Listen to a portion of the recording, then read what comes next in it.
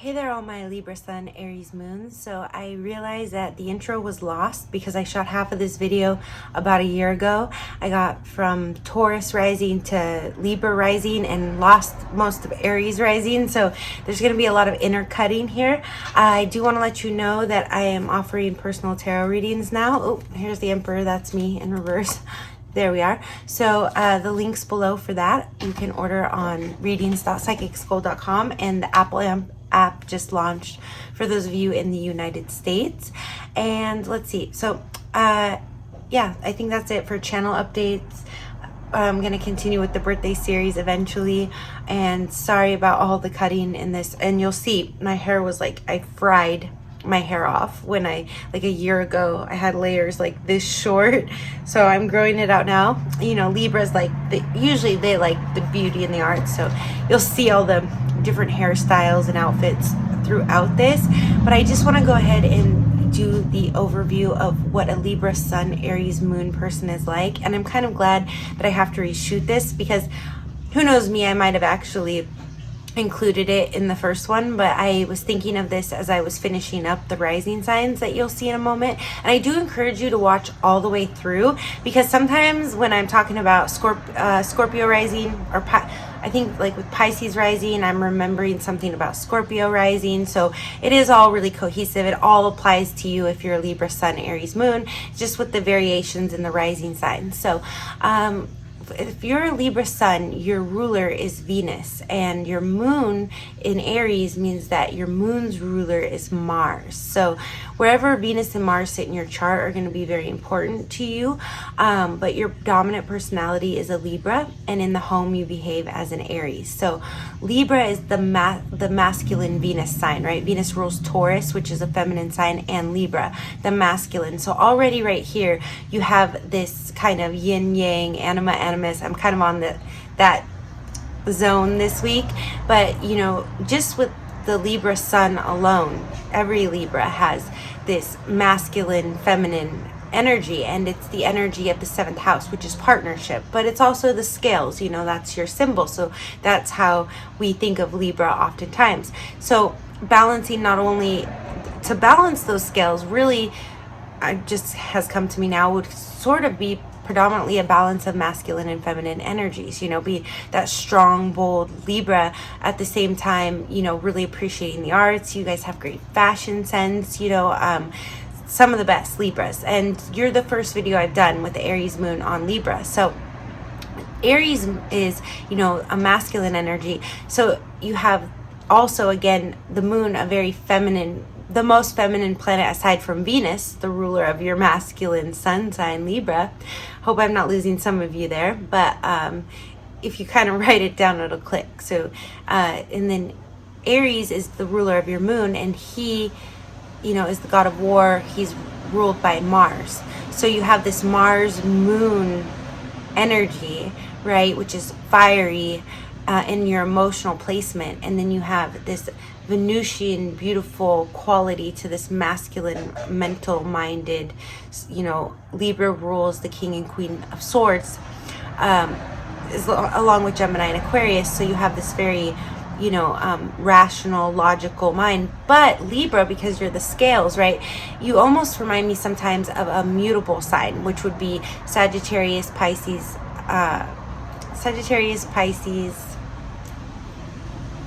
Virgo, and Gemini, because of the scales. Because if your scales are out of balance, you can kind of become a little bit more shifty.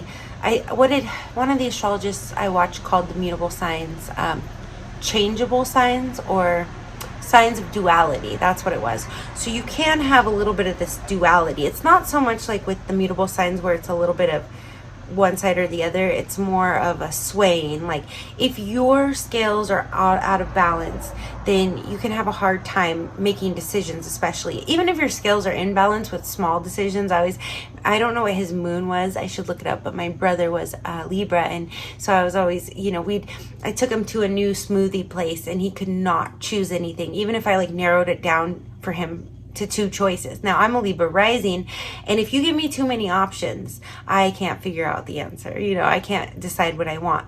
But I'm an Aries, so I'm similar to you guys, which is why it took me so long to shoot this video, because I'm a Libra Rising, Aries Sun, and you're a Libra Sun, Aries Moon, if you're watching this, or cross-watching for whoever. So, I feel like in the ascendant position, like I have it, it's a little bit more of those light, small decisions in the world when there's just too many options. But for Libra Sun, it can even be, you know, when you narrow it down. But I feel like it's still those smaller decisions. Like it's not going to be the end of the world which shape that he chose at this new spot, but he just really couldn't decide. And as Libra Rising, I can relate to that energy of just, it's not even like an insecurity or needing someone to decide for you. It's just like, I really don't know. I don't know. So sometimes my advice on that would be, you know, narrow it down. Like, oh, what, this is banana and this is strawberry. What do I usually like to eat more, you know, or something. I don't know, you know, try to find different, elements to whatever it is and narrow it down even more if you can. That would be my advice with my Virgo moon.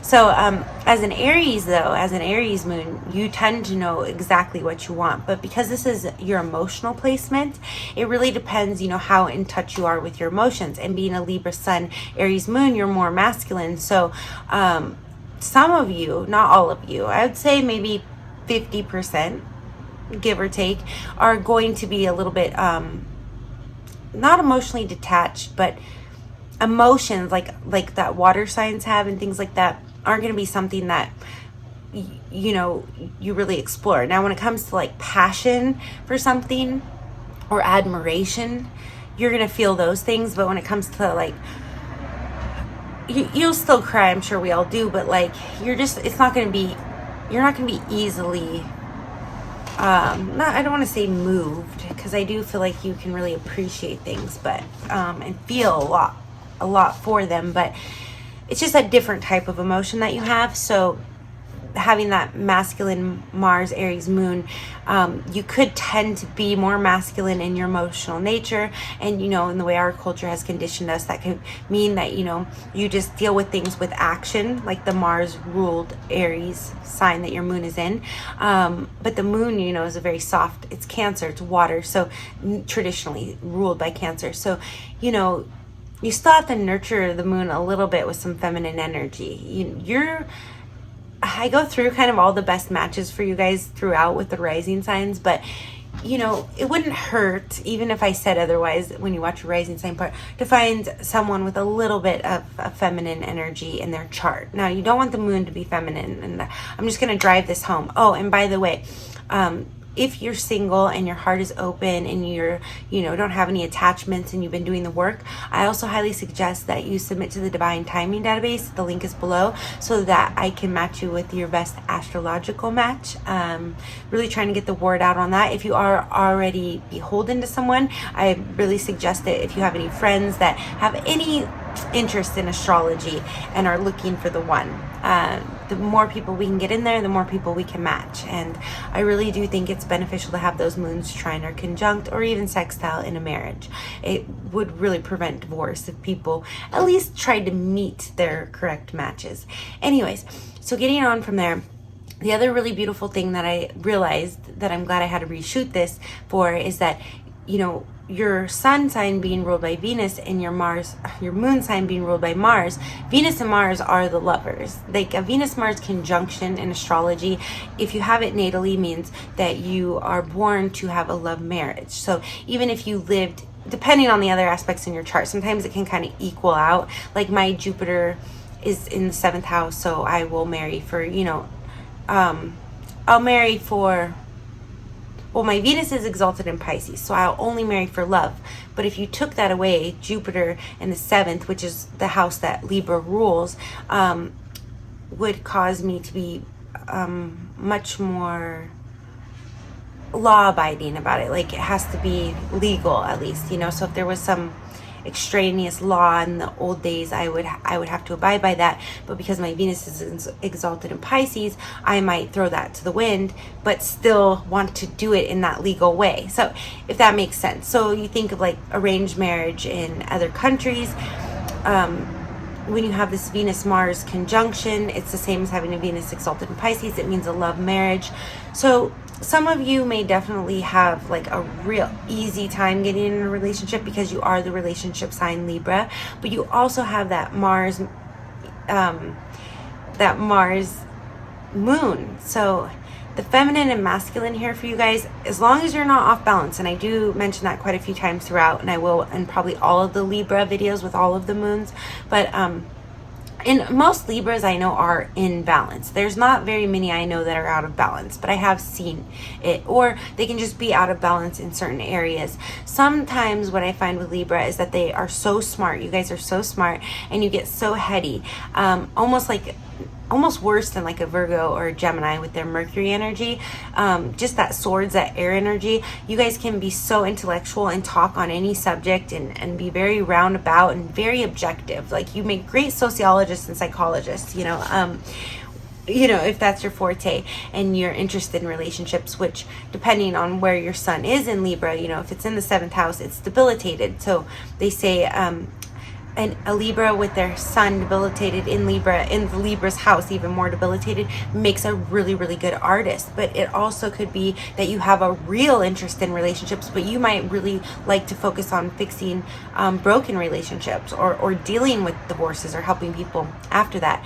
Or if your sun is in Libra on the ascendant, you know, that could be you might like to marry people or be a marriage counselor and try to save marriages, or your whole identity could be involved with partnership somehow.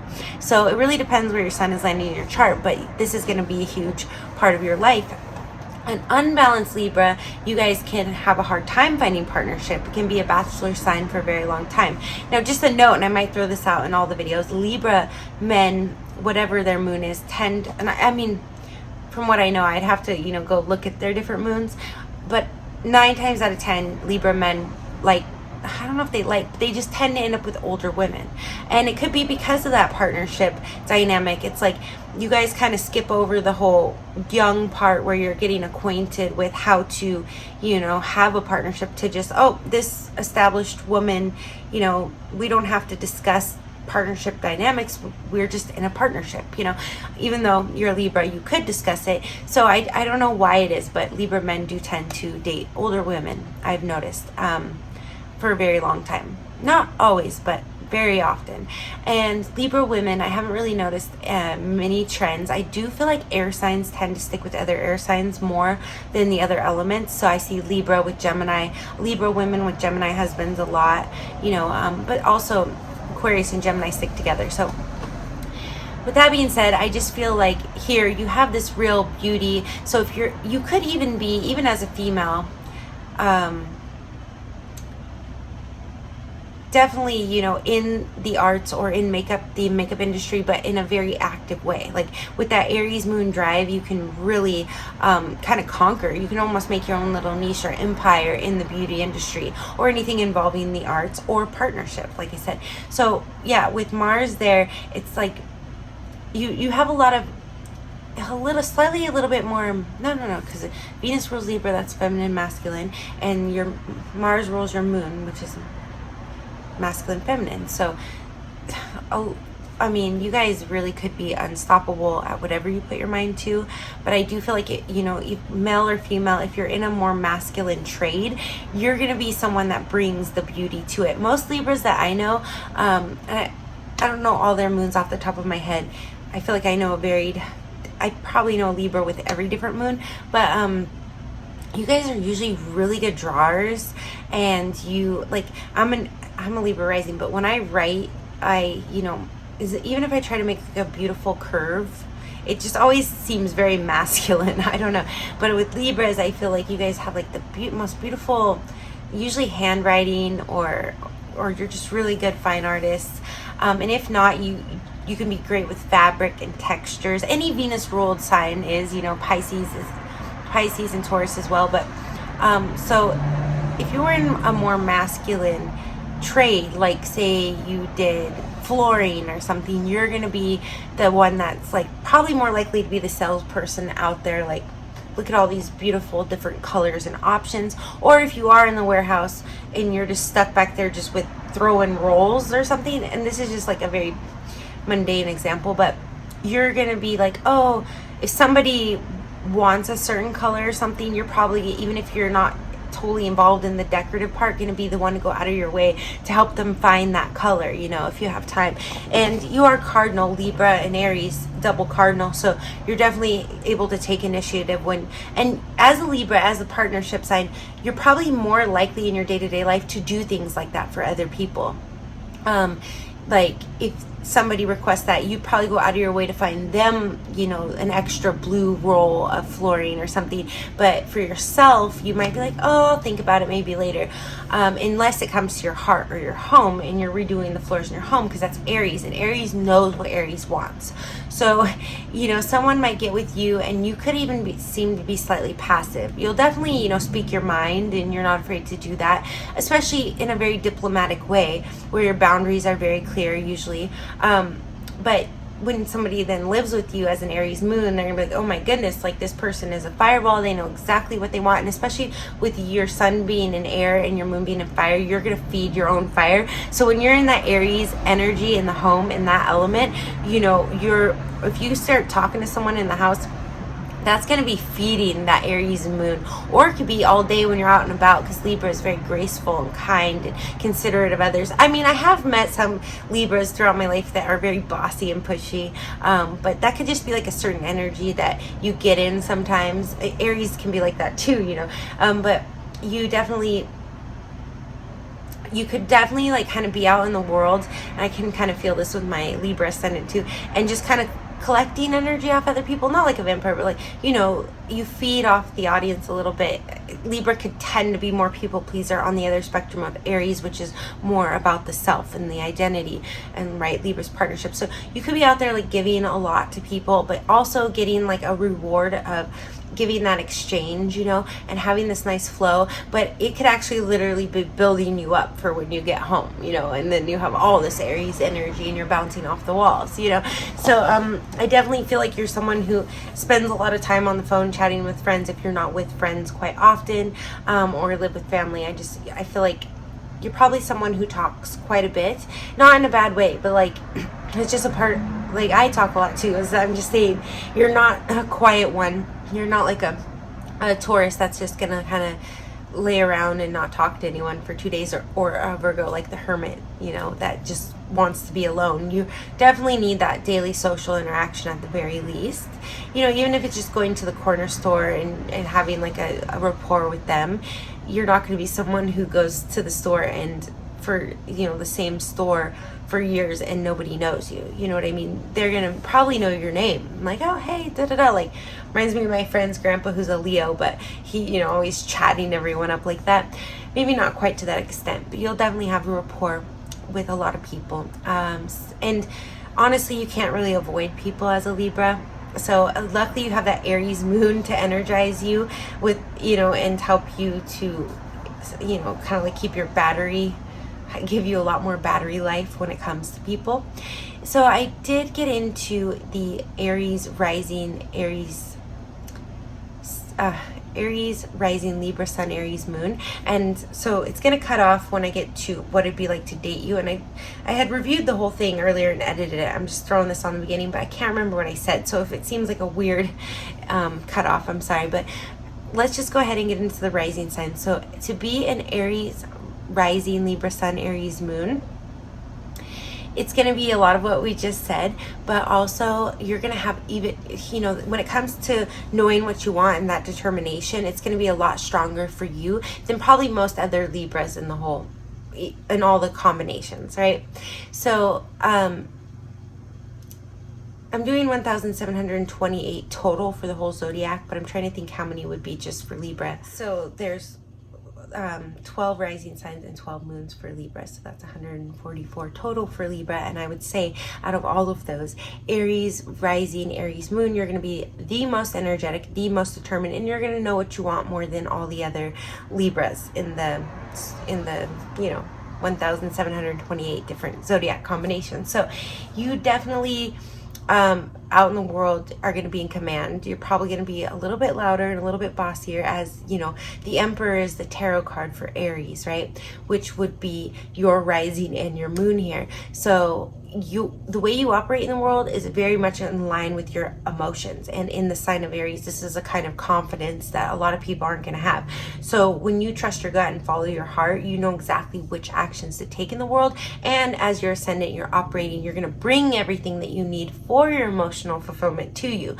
So when you put your mind to something, you can get anything that you want in this world, and you're going to be pretty direct on what that is. Now, there is still going to be times where you get in your Libra energy, like I told you guys, I Libra rising, so you know, but that's how I'm operating in the world. In your sun energy, there's gonna be times where you get there, and it could be for you not just the little decisions or the big ones. It could be like just the, not little like which smoothie should I get, but little like medium, like which route to work should I take. You might get a little bit on that, or more of those like daily routines. I feel like you might, you know, you could be really good if you focused on like planning your routine and your regimen and all of that. It's a little bit more Virgo energy. This is why it took me so long. Try not to mix Virgo, Libra, and Aries, because that's my, you know, my signs. But yeah, I just feel like those medium decisions for you, because as an Aries rising, on the little things, you're gonna know what you want more than most Libras. On the big, like the emotional things, as an Aries moon, you're gonna know what you want. But as a Libra, it's gonna be those day to day. The sun, you know, rises and sets every day, 365 days a year. That's what we base this on. So it's gonna be those day to day decisions more than those little ones that are gonna irk you sometimes. And your Ariesness in your chart might get really impatient with yourself. I can see that. I could see a flustered Libra with an Aries rising, Aries moon, just getting a little bit flustered with yourself. But when it comes to advice, you may not be able to always take your own. Again, I can relate to this, but I do feel like it's with this placement. But again, as the Emperor, Aries, your rising and moon, you are going to be very good at advising others. And as Libra, the partnership side, very diplomatic in this. So again, you would make a great judge, a great lawyer, a great counselor, all of those things. And if not, if you're more like, because of the Aries in your chart being so strong, you're more into like physical things, you could be a great you could be a great athlete and all that too with all that Aries, but you could be a great like referee, right? Or, you know, judging the game, calling the game, because Libra is the scales, right? It's judgment. It's judgment. No, it's justice in the tarot, which is still a card of, you know, legality. So you definitely, and, you know, with justice and the Emperor predominantly in your chart, you can definitely make wise calls. And with the Aries rising, Aries moon, when you need to make them, you can make them very quickly. And I mentioned somewhere later in this video how Napoleon Hill says like that you know, the wealthy, they make a decision quickly and they change their mind slowly. And I would give you that advice, because you're gonna get caught up sometimes like, oh, but that one time I made my decision too hasty and then it backfired on me. But really, that's gonna be your impulse as an Aries, and Aries has divine wisdom. It's just a divine knowing. So you need to follow your impulses, even if they lead you astray sometimes, and go with your first thought, because that's also Aries the first. And don't second guess yourself, and don't wait around on other people. Now, I know that if you're in a relationship, and we're going to get into this, I'm going to cut away to it in a moment, you're going to be someone that does really respect your partner's opinions about things, as long as you're well suited with each other and they don't threaten your Aries energy, or you don't. Aries energy, though, is never going to be with a partner that they feel is inferior to them mentally, and usually not air signs either. So if you ended up with someone who was like mentally inferior to you, now when I say that, like, I've dated guys that are broke and have nothing going for them, well, one or two, and they still were very intelligent in the mind, you know. So it doesn't mean that necessarily you're going to end up with that you're going to date based on like those kind of things, but they have to be intellectually stimulating to you, and you have to deem them as somewhat intelligent in some area for you to stick around them. And again, I'm going to cut away, I don't know what I said, but so you definitely, you're going to value your partner's opinion a lot if you are in a relationship. But I do see this as being a very independent combination, right? So you know, I usually think of Aquarius's and sometimes Libras as being sort of, or Gemini too. Yeah, the air signs either tend to end up with other air signs or they tend to stay single for a very long time. So you could probably fall in the same line as that. I do feel like, even though we think of Aries as very independent, and it is the opposite of the partner sign Libra, which is what we're exploring here. Oh my goodness, your sun is going to be in your 7th house, which I had just mentioned. So I hope you watched the intro and didn't just skip to this. But so your sun is debilitated in the 7th house, okay? So that's why I'm getting this for you guys. 9 out of 10 of you Aries Sun, Libra, Aries Rising, Libra Sun, Aries Moons are going to be, if you're not in a partnership for life, or I don't feel you to be necessarily serial monogamous. With the Aries, you might be able to figure it out quickly, but I do feel like you're going to feel better when you're in a partnership. Let's say you've been single your whole life already, because I don't know, that independent energy, that could be possible for some of you, where you're just alone for a very long time. Some of you could even be like, I don't know, I've just never been in a relationship. But with your sun being debilitated in the 7th house, debilitated in Libra, because that's why it's debilitated there, you definitely are going to do better in life with a partnership. Let me just tell you that right now. And I think most of you are going to naturally just be in one from a young age. But there is this really independent energy, so that's hard. That's a hard call, actually. I'd be interested to know when you guys come along. A lot of you throw out in the comments like Libra. They'll throw out like Aquarius, Sun, Libra.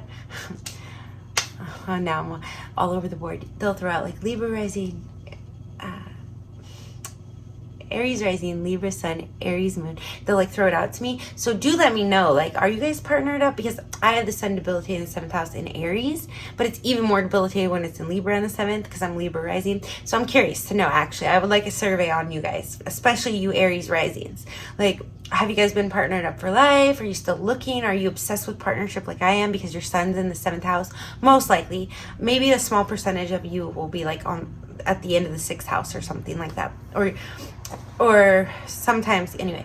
So I think I've said a lot about this, and I know that I already spoke on what it's like to date one of you, so I'm going to cut to that, and I will see you there with my fried hair. So when we're talking about dating an Aries ascendant, Libra Sun, Aries Moon, you're going to want to be a very social person. It would be ideal if your moon is in a fire or air sign. So that would be Aries, Sag, Leo, or Gemini, Aquarius, Libra moon placement. And with this, you're going to have that more extroverted nature that's going to allow you to keep up, because, right, Aries is very fast-paced. Libra is also a cardinal sign and so social, this one. Aries as the ascendant, really wanting to be out in front in the world, and Libra wanting to socialize with everyone, but also being the emperor, right? Aries, the boss. And then in the moon placement, they're going to really want to be the boss at home.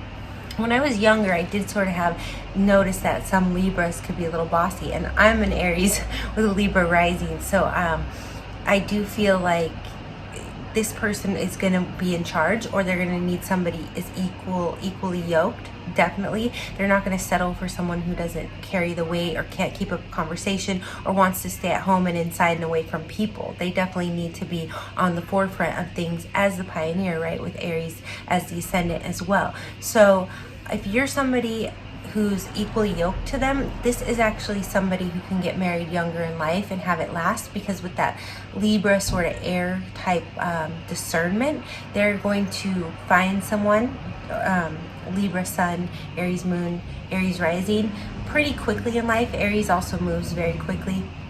That is going to be complementary to their life goals, to their external world. And because they put themselves out there so much, they're going to be around so many people, they're going to have a lot of options to choose from. It reminds me of this meme where Libra, you know, each sign, like Aries had a regular heart and Leo had a huge heart or something like that, and like, I don't know, Capricorn's heart was ice or something, but Libra was like hearts all around them. Okay, so Libra definitely is going to have their choice, and with that strong Aries drive in them, them, amping up their own Libra type of drive, that cardinal drive. You're a triple cardinal sign if you have this placement. So you're definitely going to get out there, meet someone pretty quickly when you're young. And I do think like you're not going to settle at all, as Aries, the Emperor energy in you. So just make sure when you find that person, or if you are pursuing someone with these placements, that you have a compatible moon, because otherwise they're going to leave you in the dust and go find someone else they can find more harmony with. But I do feel that this combination, this personality, is going to be able to find harmony and balance very easily, especially when they can kind of lead the show and lay out the game plan, and they are not they won't be one to waste any time when it comes to dating, communicating, whether they're ready to partner up or not. They're going to be very upfront about that. And with an Aries moon, it's not as non-committal as other moons, but it's definitely someone who has a one-track mind, who has their heart, the moon, right, set on whatever it is that they're doing. So if it's the right time for them and you are a suitable mate, they will make your mate very quick. And if not, they'll be very honest and direct, and like an Aries or a Libra, and very bold and upfront about it. So they kind of will be able, they might date a lot of people when they're like a teenager, but they'll be able to really sift through quickly and find the right partner for them, and be diplomatic enough to make it work with their Libra sun day in and day out, as long as that person is predominantly fire and air. If you're a Libra sun, Aries moon, Aries rising, you're gonna have a hard time, especially with somebody whose moon placements are in water or earth. You're gonna feel like they're very either boring or stagnant or too emotional and not rational enough, and definitely if they're not a cardinal sign, which would be like a Cancer, or maybe with the right placements, you and a Cancer could build like a nice home together, if that's what your Libra, Aries moon heart is set on for some reason, maybe something else in your chart. But mostly you're just going to want to have a really thriving social life, and be very ambitious and not shy at all, and really out front in the world with that Aries ascendant. So, okay, let's go ahead and move on to Taurus rising, Libra sun, Aries moon. So with a Taurus rising, you're going to be very beautiful, okay, very sensual, even if you're not, traditionally beautiful. Like, you remind me of one of those models, that they have very distinct features that aren't normal. You could be sort of that type too, where you're just like very beautiful in a non-traditional way, or you could just be very beautiful as well. Libra is very symmetrical, so you can be very symmetrical and balanced and beautiful in the traditional way as well.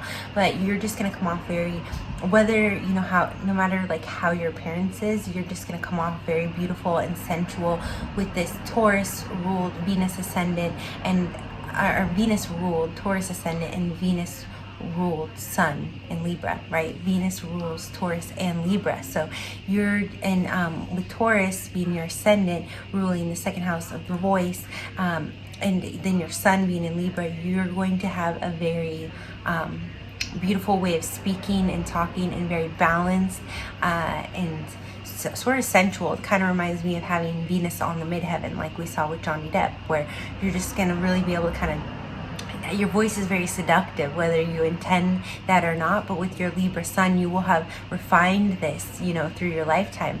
So, and then with your Aries moon, the way that you come off to others, and we've talked about this in other combinations before, is not going to be the way you are, say, when somebody lives with you. So on the surface, you'll be very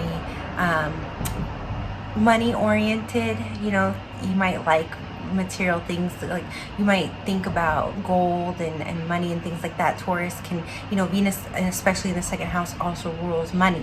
So you could have, like, in your external world, money could come to you very easily, depending on where the power and the planets are in your chart. Or it could just, if it doesn't come too easily, it's something that you definitely strive for in the outer world. At home, you need balance and harmony. And this sometimes with your ascendant, if you get too focused on money and you're working very hard and rigorously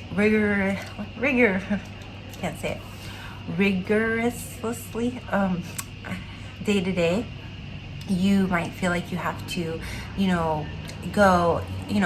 you're probably someone who you get kind of bogged down in your work and get your head in the sand, but then you're like, all work and no play, whatever the saying is.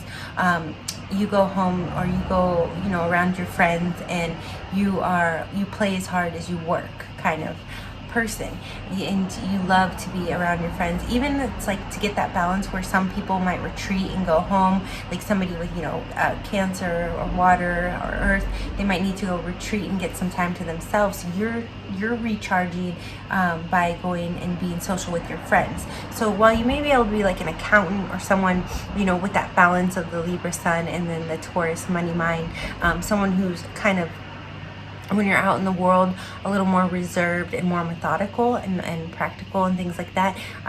When you're around your friends, you can just really let loose and be a little bit more outspoken and say the things that are really on your mind, which you might not do, you know, when you're just out in the world. You could be a little bit, I don't want to say shy, but not really reserved. You're kind of like I feel like you're like cool, calm, and collected, and then people start talking to you and they start to get to know your Libra Sun, and then they're like, oh wow, you're really quick, you know.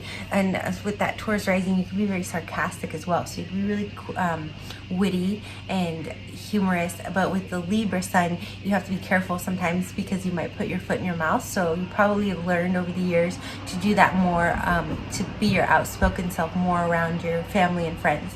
Now when it comes to your family life or your home, we are talking about an Aries moon. So this is just going to fire up your Libra Sun even more, where you just really feel like you can say things off the cuff when you're in the house. And as an Aries, this is going to drive you in the moon placement to be, I don't like to say Aries moons are detached, but with that Taurus rising, it's going to make your home life is still going to be focused on the money, because that Aries, it's going to detach you enough emotionally where you're still going to be focused on your ambitions, and your ambitions are going to be in the rising sign. And you may figure out a way, like you might be someone who would do really good as like an Instagram influencer. You know, you're really good at talking to people, and just by talking to them, you can generate income. Okay, so in the home, you're going to need somebody. You're going to be a little bit more possessive than the other combinations for Libra Sun, Aries Moon. Maybe when we get to Scorpio, we'll see, you know, when I'm on that wavelength, that could be maybe more than you. But you definitely value loyalty, will not accept any sort of infidelity. And if somebody were to like mess around on you, you would take that very harshly, because you were very discerning in your choice of them as a Libra Sun.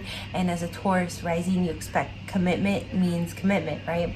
And you won't really settle for any less. If you're younger, you might date around more and run into a few things, but when it comes time to settle down, you're just gonna make sure that you pick the right person. So if there's any betrayal on their part, it's gonna be hard on you.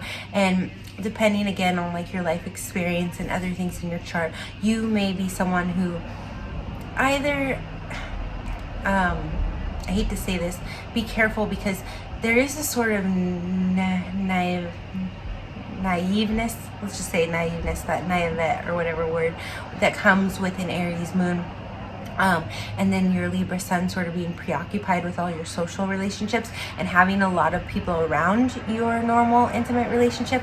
This could create where you go off and you're kind of doing your Aries thing and you're not paying attention enough to the mate.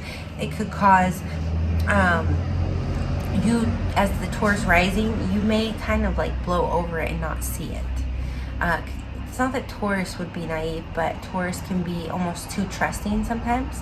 So if you're not being, you know, if there was nothing that triggered you in your life or in your chart where you feel like you have to be 2 steps ahead and make sure that, you know, everything's secure, you're either going to have that compulsion where you're like almost not paranoid, but, you know, like kind of tilting that way on the spectrum of making sure everything is the way it's supposed to be, or it could be you're almost too laid back and trusting things too much when it comes to relationships.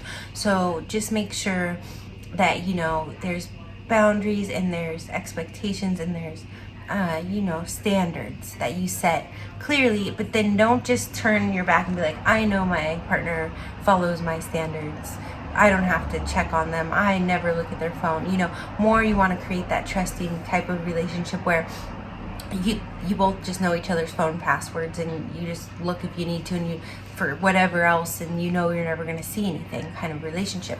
That way you don't feel like you have to constantly be hacking into their phone, but you also don't feel like you are totally in the dark and just blindly trusting. Not that you would feel that way. I feel like you would do that by default. Not you would just blindly trust. Now, let's say for somebody to be with you in a relationship, they're going to need to upfront provide security to you for you to let your guard down. Now, if you with your Aries moon see someone and you're just really drawn to them, you might move really quickly towards them, and this could work out good for you because you have that Libra Sun. You're able to be very diplomatic, or it could kind of backfire on you again, probably when you're younger or in some of your first relationships, when you see that your Taurus rising just expects this kind of security and commitment from everyone, and not everyone's going to deliver that. And also, you could say your Taurus rising, you could end up dating a Taurus sun early in life, because rising and sun is a nice romantic connection, but it's not really going to be enough for you with your Aries moon and unless their moon is in fire or fire or air and compatible with your moon, it's not going to be enough, just that Taurus conjunction, sun conjunction with your ascendant. So if you date a Taurus, you might feel like, this is the one for me, but then you might expect a certain level of commitment, and then they may have like a Gemini moon, which would be compatible with your Aries moon, but isn't really one to settle down. So then you might learn early on, oh, even though, I'm a Libra and I can make it work with anyone, and I have a Taurus rising and I have these expectations, not everyone's going to follow those. So don't let those kind of things that happen earlier on deter you. And know that you may be drawn to more earthy water energies that aren't necessarily, they're compatible with your Taurus rising, but they're not necessarily what's best for your Aries moon. And so to date you, somebody again has to kind of have enough earth or water in their chart or whatever to be kind of laid back too, and get you to open up and put that guard down, or not guard, but that Taurus exterior, kind of charming, sweet, reserved, okay, and can kind of have this boundary right here. So they come and then you kind of, okay, I see you. They're gonna have to get you to put that down, and an easy way for them to do that is to have some connection to like your Libra sun and get chatting with you about something intellectual, or the arts, or beauty, or partnerships even, that could help you. Or if their moon is in Aries, but see, we don't really know the moon for a while, and often after we've lived with someone for a while as well, which is why moon compatibility takes a while to tear two people apart if it's incompatible. So if you the only way you're probably going to like click with someone is if their moon is in Aries too, so your moons are conjunct. You're going to feel that right away. All right, and that's going to be a great match for you. But sometimes that person, depending on their placements, could feel like you're a little bit stubborn with that Taurus rising, or they may not feel that connection right away because of your Taurus exterior kind of is like beautiful and calm and reserved and hard to kind of figure out. You guys could be slightly mysterious. It's like, again, you only let people in so far until you're really sure about them. So they're going to have to connect with you, in multiple ways. Or, you could be a little bit more, they say like you can choose who your friends are. And it took me, I learned that when I was younger, and, you're like, oh, wait, it never occurred to me I can choose them. Like, I don't have to just go with whoever wants to hang out with me. You're someone who's like that. Like, you already knew that from the gate. Like, you're like, and with Taurus too and the rising, you might choose your friends a little bit based on status. If somebody is with your Libra sun, they're gonna have to have some style and some taste, and so you could be a little bit, just stubborn about who you let near you, which isn't a bad thing. It's a good protective mechanism. So when it comes to dating, I've said this with other combinations, and I'll say it here again for you.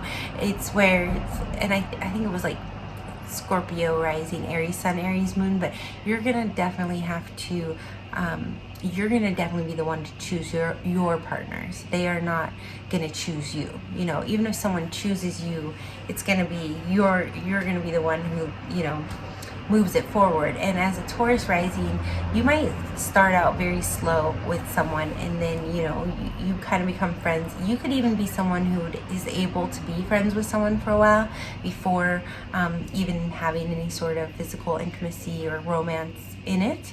And then, you know, but once that Aries moon latches on, then things are going to move a lot quicker. So you could maybe notice a pattern where, and if you're trying to approach someone with this combination, it's going to go a little slow at first, and then once they kind of accept you as one of their own, and you may have to impress them, you know, you may have to groom yourself and go out, you know, here's me with this bad hair decade, but anyways, and then it'll move more rapidly.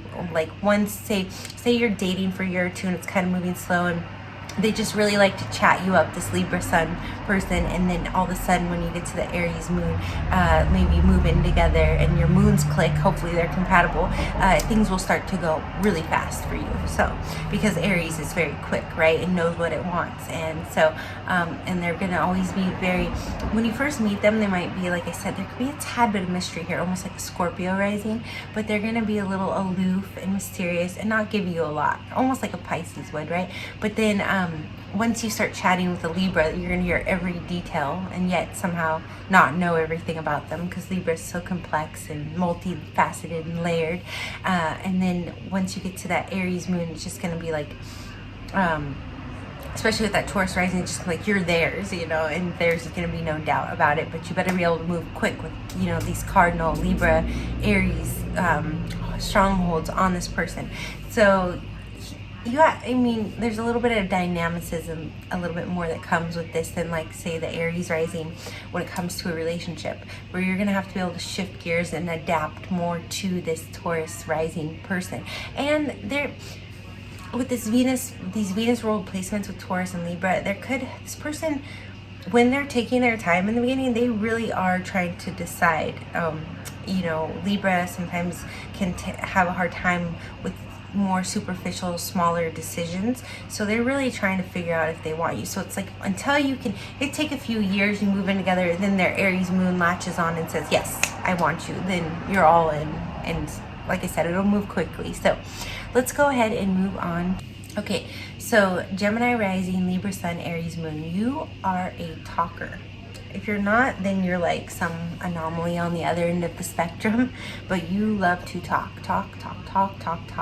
And for various reasons, very Libra / Gemini reasons, but if you get bored easily too with people. So if they are not intellectually stimulating to you, you'll just move on. And you may be careful, because you might write people off too soon, right? Like if you're talking to someone who's Mercury's in Taurus, you're gonna be like bored to tears, okay?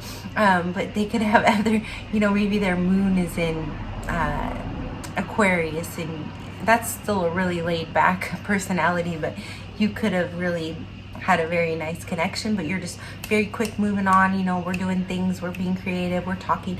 And in a relationship too, you're really gonna need that mental stimulation almost more than physical stimulation. Although I do feel like, you know, when it comes to relationships, you probably really love like lingerie, and you might even you're one of the combinations, and this isn't for everyone, and there's no Scorpio here, which people have said, oh, whenever it's Scorpio it's sex. No, but you could be someone who's into like S&M and bondage and just interesting things. It may not have to be on the extreme of like physical pain. It could be like mental games. You might like to do like cosplay and stuff like that, and role play. You know, you'd be more like that. And with the Aries moon, that's also up for anything.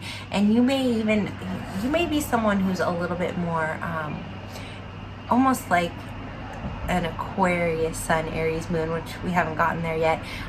You may be more into like polygamy or threesomes or things like that. Now, I'm not saying that's all of you, okay? Let's go back to the basics, like day in and day out.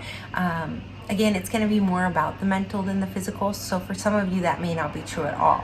But you do have a very open mind. So that's why I'm saying it could lead there, you know, as you're playing with people in your relationships, because I feel like you're going to be very playful, but very progressive, very forward-minded, and a new novelty, right? And with your Aries moon, that's just even more novelty that you need in your life.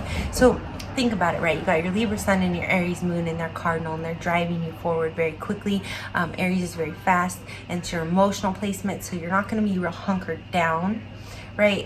Your home, your heart, you're not hunkered down. You're able to move and travel and adapt, and even take charge with that Aries moon, like kind of steering the ship, right? But with your Libra Sun, you know, you're gonna be talking to everyone, making connections, so it's gonna be easy for you when you're out in the world. You're someone, and I've said this sort of with other placements, but you're someone who, it's kind of like with Cancer on the ascendant, you're someone who can like find not necessarily family everywhere, but a network, and your network can almost be like your home, and give you a sense of security. So but then you're not afraid to be alone or travel alone to go from point A to point B with that Aries moon. But then you've got that Gemini rising, which is just very stimulated by a lot of different things, a big multitasker, right? So you're going to be you could be all over the place a lot of the time and really able to keep up with it and keep your emotional balance. And you may even find when you have downtime that you're not stimulated enough, right? And you're bored and you have to do something. But with that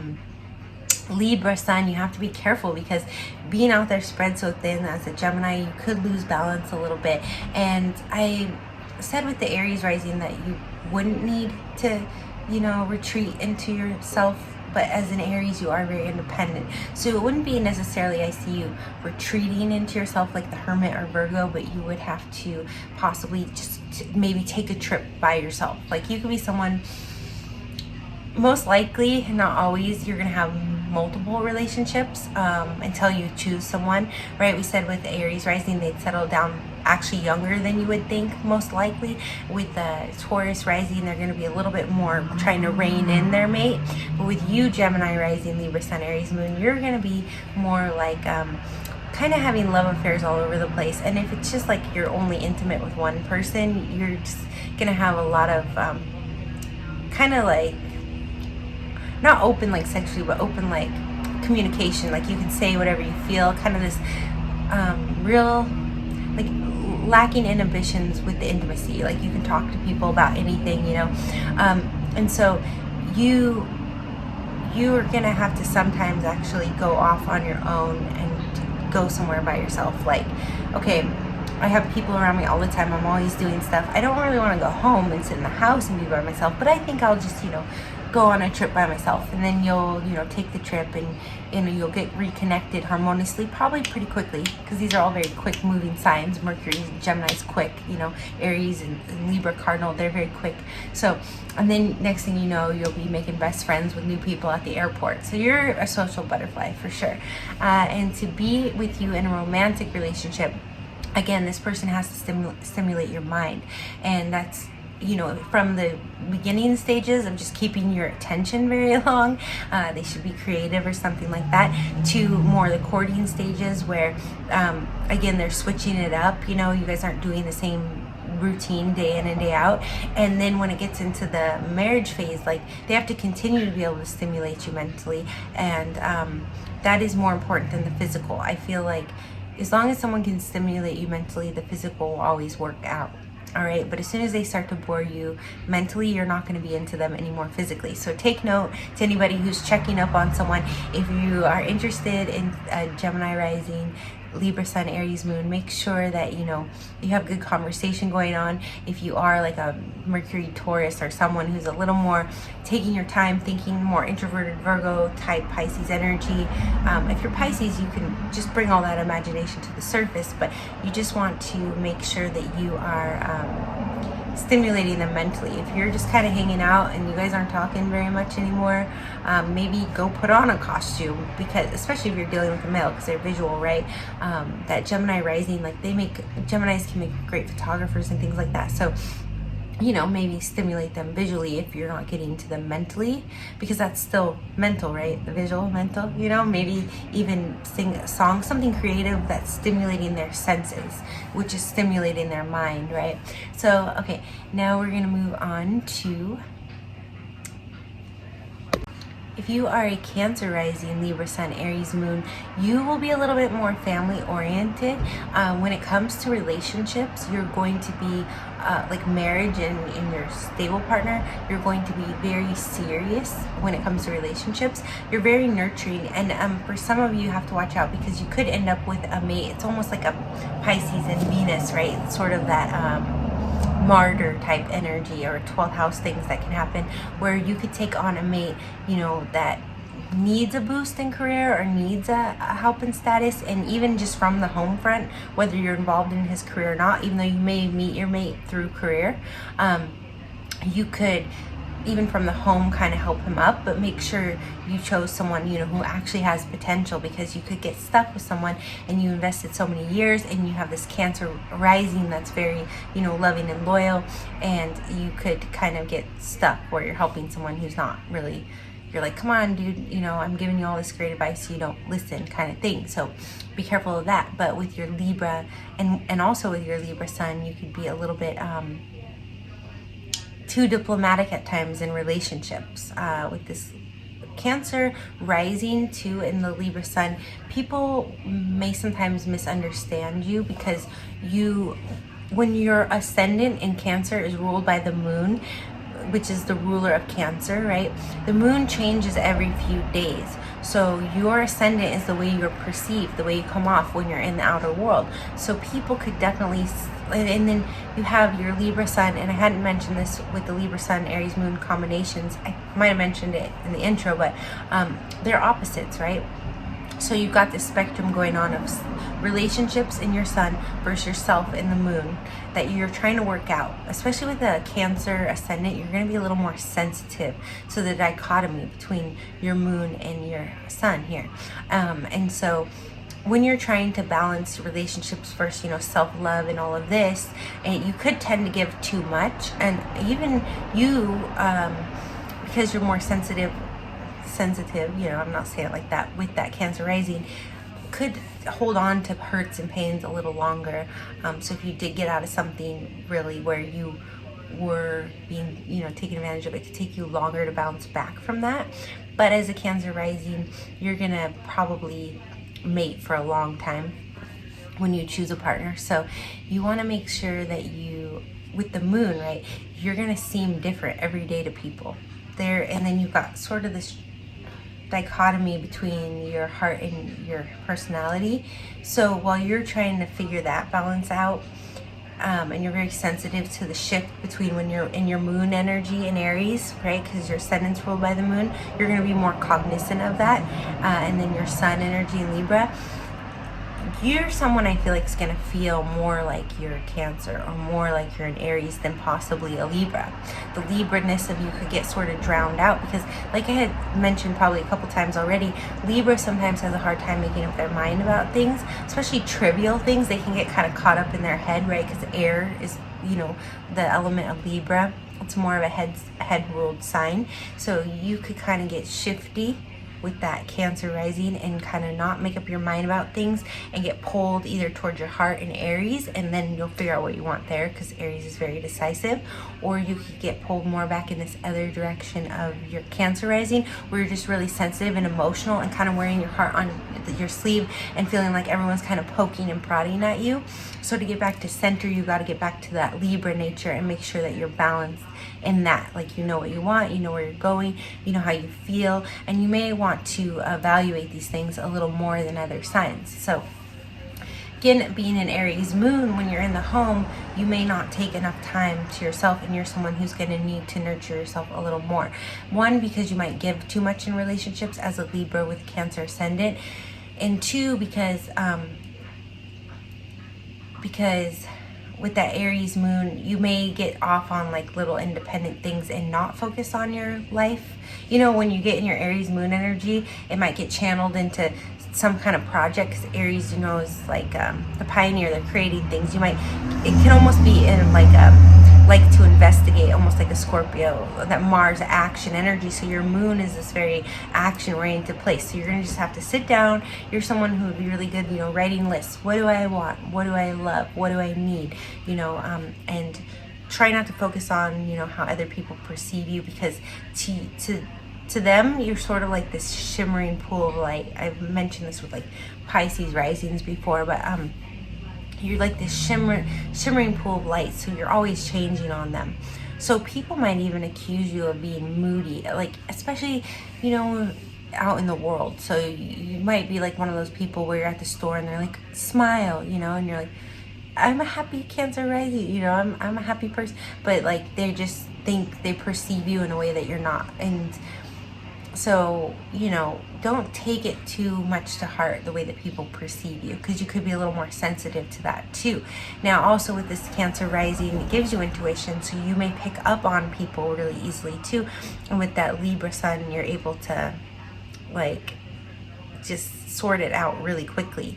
So, so you're gonna be, your mind is gonna be very stimulated, but it's gonna be very tied to your emotions. But it's not like your deep Aries emotions, because sometimes you're just going to really feel like you want to be by yourself and do your own thing. But you're going to be very kind of, you know, some people, this is, I feel like more for males, but some people call Cancers like they have strings, kind of like little crabs, you know, together. So strings to kind of keep people around.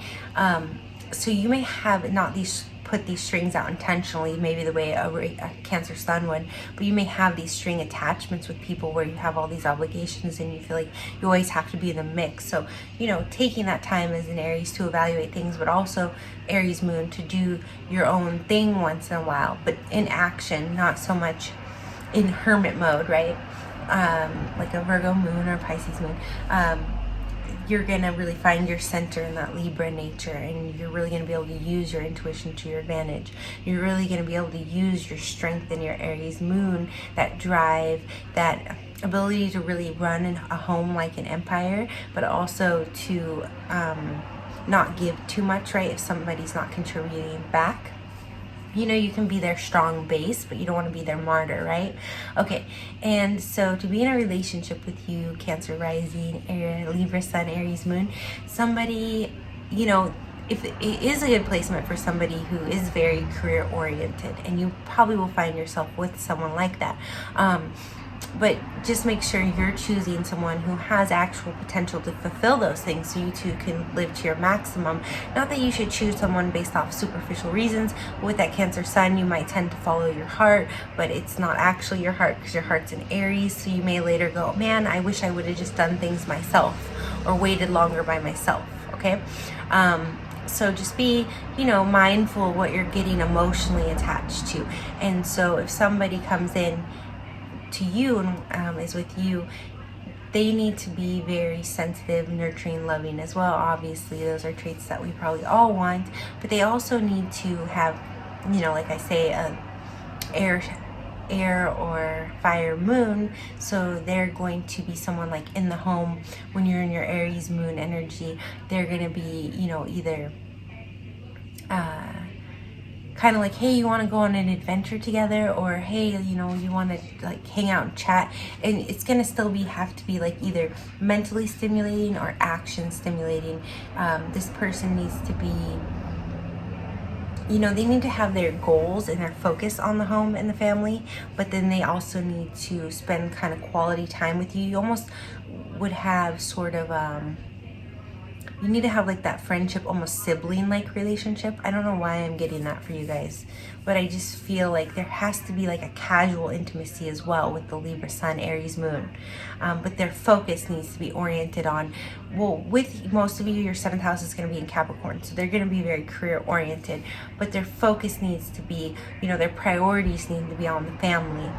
For one, just to make you feel secure in your Cancer ascendant, that you can, you know, so you can help you find your balance in your Libra rising.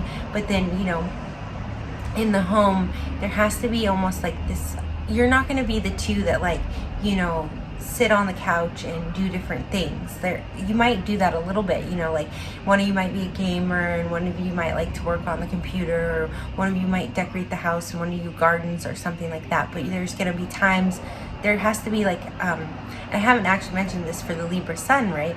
There's a teammate kind of energy here, especially Cancer Rising, Libra Sun, Aries Moon, a real team. So you have to be a team. So it's like you're going to probably share an equal give and take of household chores. Unless that person is working really hard in their career, you could help with the home. But when it comes to, you know, your downtime and your free time, you might have your separate things, but there needs to be sort of that non-sexual, non-intimate sort of time together, quality time as well, where you're hanging out and playing board games, maybe for some people. Some people that's not really their taste, but something you're doing mutually. Maybe you watch a certain TV show every week together, but you have to have those mutual interests to keep the fire burning in the home here. And that person needs to have, you know, still their priorities set on the home and the family. So, yeah, and I think, you know, physically it's really just going to come down to if all those other things are in place. I feel like you're somebody who's going to be very stimulating to any partner anyways. Very beautiful, able to adapt, able to intuitively read what somebody wants. And with Aries, you're definitely going to have the drive and the stamina. So I hope that this resonated with some of you. And let's go ahead and move on to Leo Rising, Libra Sun, Aries Moon.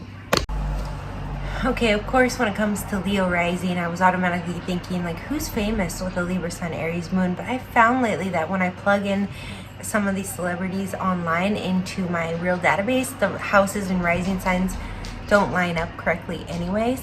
So we're just going to go with your description, but you can go ahead and look that up if you want to. So with a Leo Rising, Libra Sun, Aries Moon, you probably are going to be very, very, very popular. If not, with the Aries Moon, you could be a little bit more like independently popular, where like kind of people know you kind of, I've said this with some of the Cancer placements too, but people know you kind of far and wide. So it may not be so much that you, with Leo Rising, you're either going to be someone, and I feel like this is going to be a spectrum thing. So some of you are going to be one way and some of you are going to be the other way, to like an extreme. You're either going to be like extremely popular, large group of friends, large circle of friends, could even be one group that's very large, right? You might be one of those people that like goes on vacation once a year with a big group of the same group of people or something like that. Very social. That's a Libra Sun, right? But with this Aries Moon, you could also be on the other end of the spectrum, where you don't necessarily have such a tight-knit large group. You might just have people everywhere that know you, and as an Aries, you kind of go from group to group to group. But I do feel like you're going to have a very either a large following, like could be on social media or something like that, and my little puppy is over here tap dancing, or it could be that you are just really well known far and wide. This is kind of a themed type of placement, and as a Libra, you're going to come off very beautifully in that very creative Leo exterior. You are one also who could have very extravagant looks, not like with Scorpio Rising, I said like distinct or unique. This is more extravagant. Like you could like to dress very, I don't want to say like loud or flashy, but you just might like really bright colors, or you might, and it's really going to resonate with your heart, right? Because your sun is, your moon in Aries is trine your ascendant in Leo. So what it could be like the way you're feeling that day is how you dress. You know, with your Libra taste, Libras have great style, and then Leo is gonna just add this layer of like flamboyance to you. Okay, so you're gonna like to be, for the most part, pretty I mean, maybe it's not intentional, but you're gonna be like the best dressed or the flashiest dressed or something like that. And you might really be into, if not acting or you know, creating content, you're going to be very into makeup and clothes, stylish, fashionable for the most part. And if you're not into any of that, then it's going to come out in an artistic way, where you may be a great painter or a fine artist or something like that. And with your Aries, now she's walking through. With your Aries moon, you're able to really go full force into this and really explore your talents without being, you know, sort of tied down to anything. So you know, whenever we have Leo, the sun, it's in your ascendant, your sun is Libra, but there's a gravitational pull around the sun, right, which rules Leo in your ascendant. So people are going to be very drawn to you, right? This is why Leo rising can create such interest, and we've talked about that with other Leo rising Aries moon combinations. You almost could be like a stylist, or even, like I said, an influencer, somebody who travels and doesn't even need a home kind of thing with an Aries moon, right? You could just be always on to the next new place, novelty, and your heart could really be in that. Now that could depend, what's going on in your 12th house and things like that, foreign lands, but Aries, more Sagittarius is the traveling sign, but I just feel like with this fire trine and then the sextile to your sun, again, I mentioned this with one of the other Libra combinations, you're going to be someone who finds your stability not like in the home, like a Cancer, Taurus, Virgo would. You're going to find your stability, by that social network, by those creative networks, by getting out there. Again, it doesn't have to be travel. It could just be, you might be someone who, is a big part of your local theater, and it's like a free theater, and you just are a huge part of their productions. Maybe you're the costumer, maybe you're one of the actors that plays the lead over and over with a Leo rising,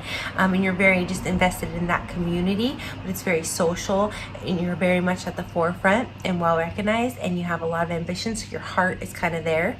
Okay, same if you're an influencer, your heart is really in your Capricorn moon would be more heart in the work, but you just have such a drive. So to date a Leo rising, Libra sun, Aries moon, again, like a lot of the other combinations, you are going to need to be not just social wellness can definitely help, having, it's almost like the Taurus rising where I talked about this person may actually date a little bit based on status. Leos like beautiful things to look good.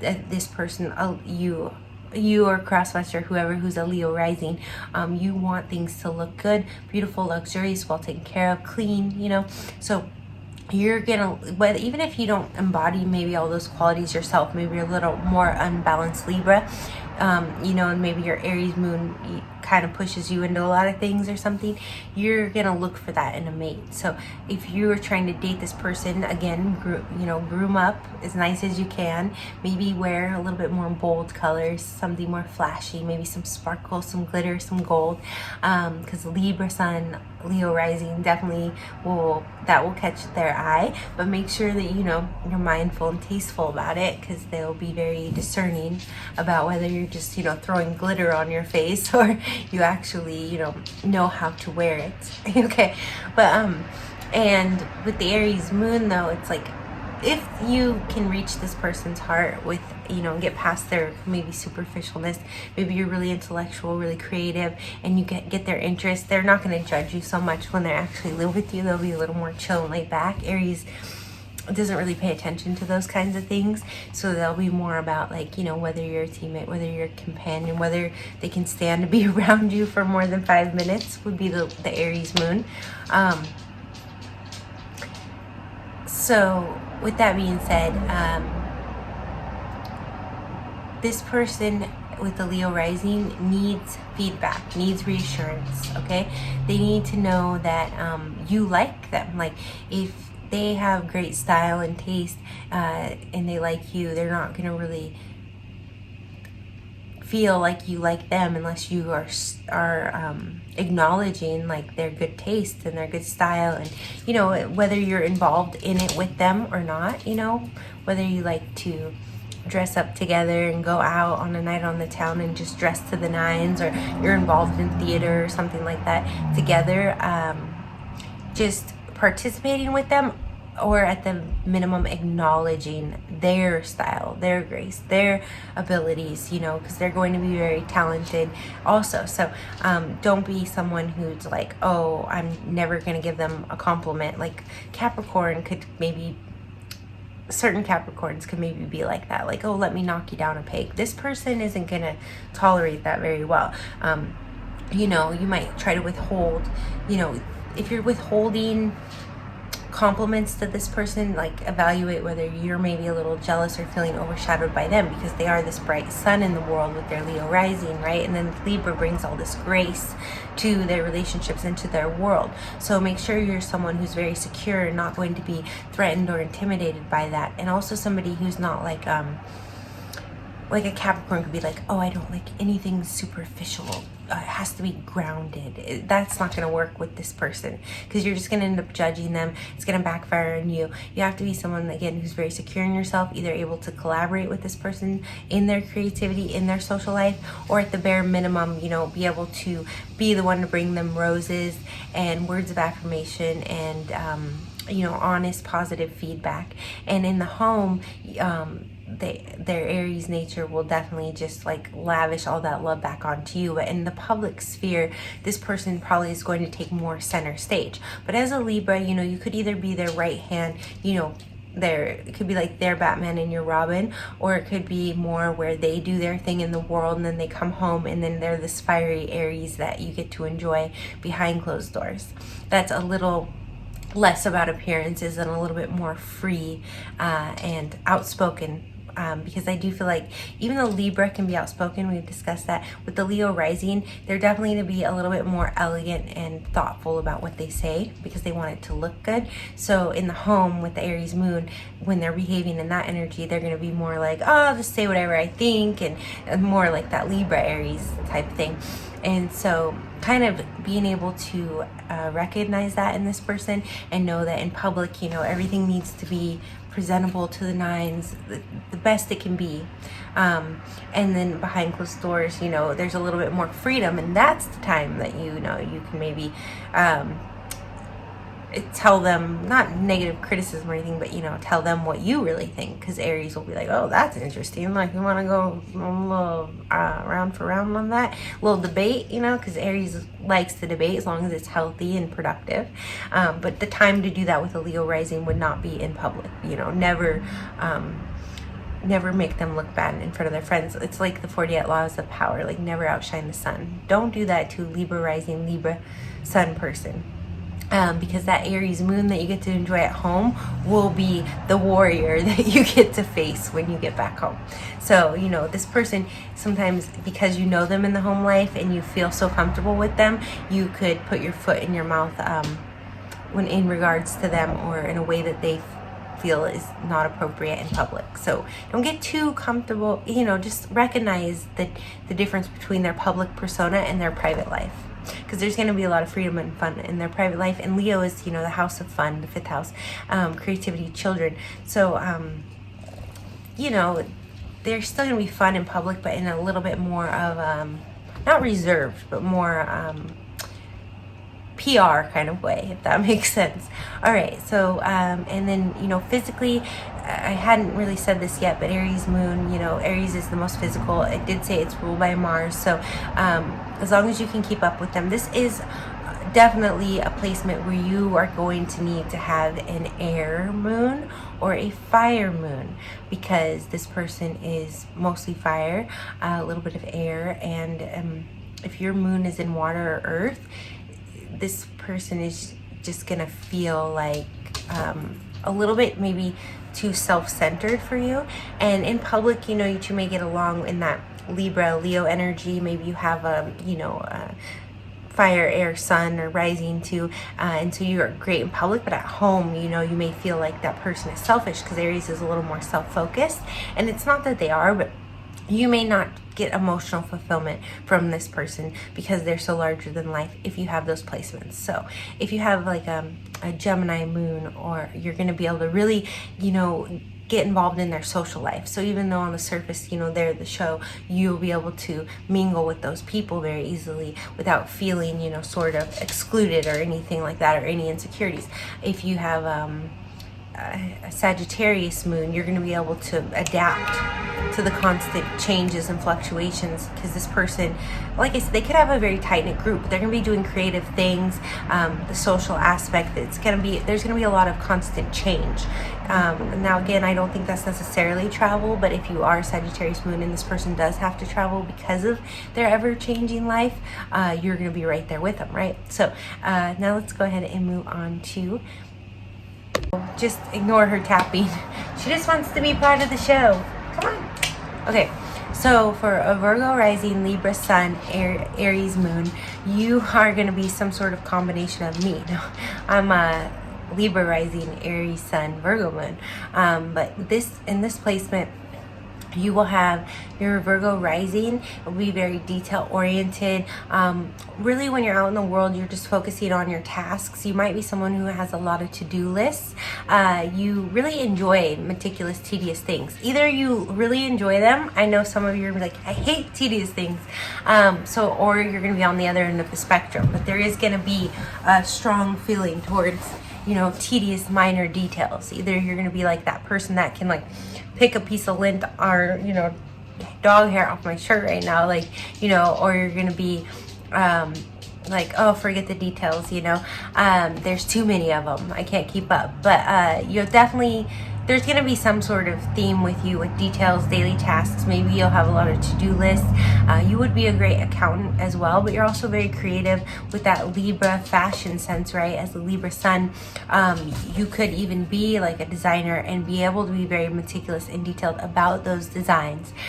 With an Aries Moon, again, I just feel like this gives you more power to you when you're out in the world doing creative things, working on things, being social. Now, almost like with the Taurus rising, you might be a little bit more shy with a Virgo rising.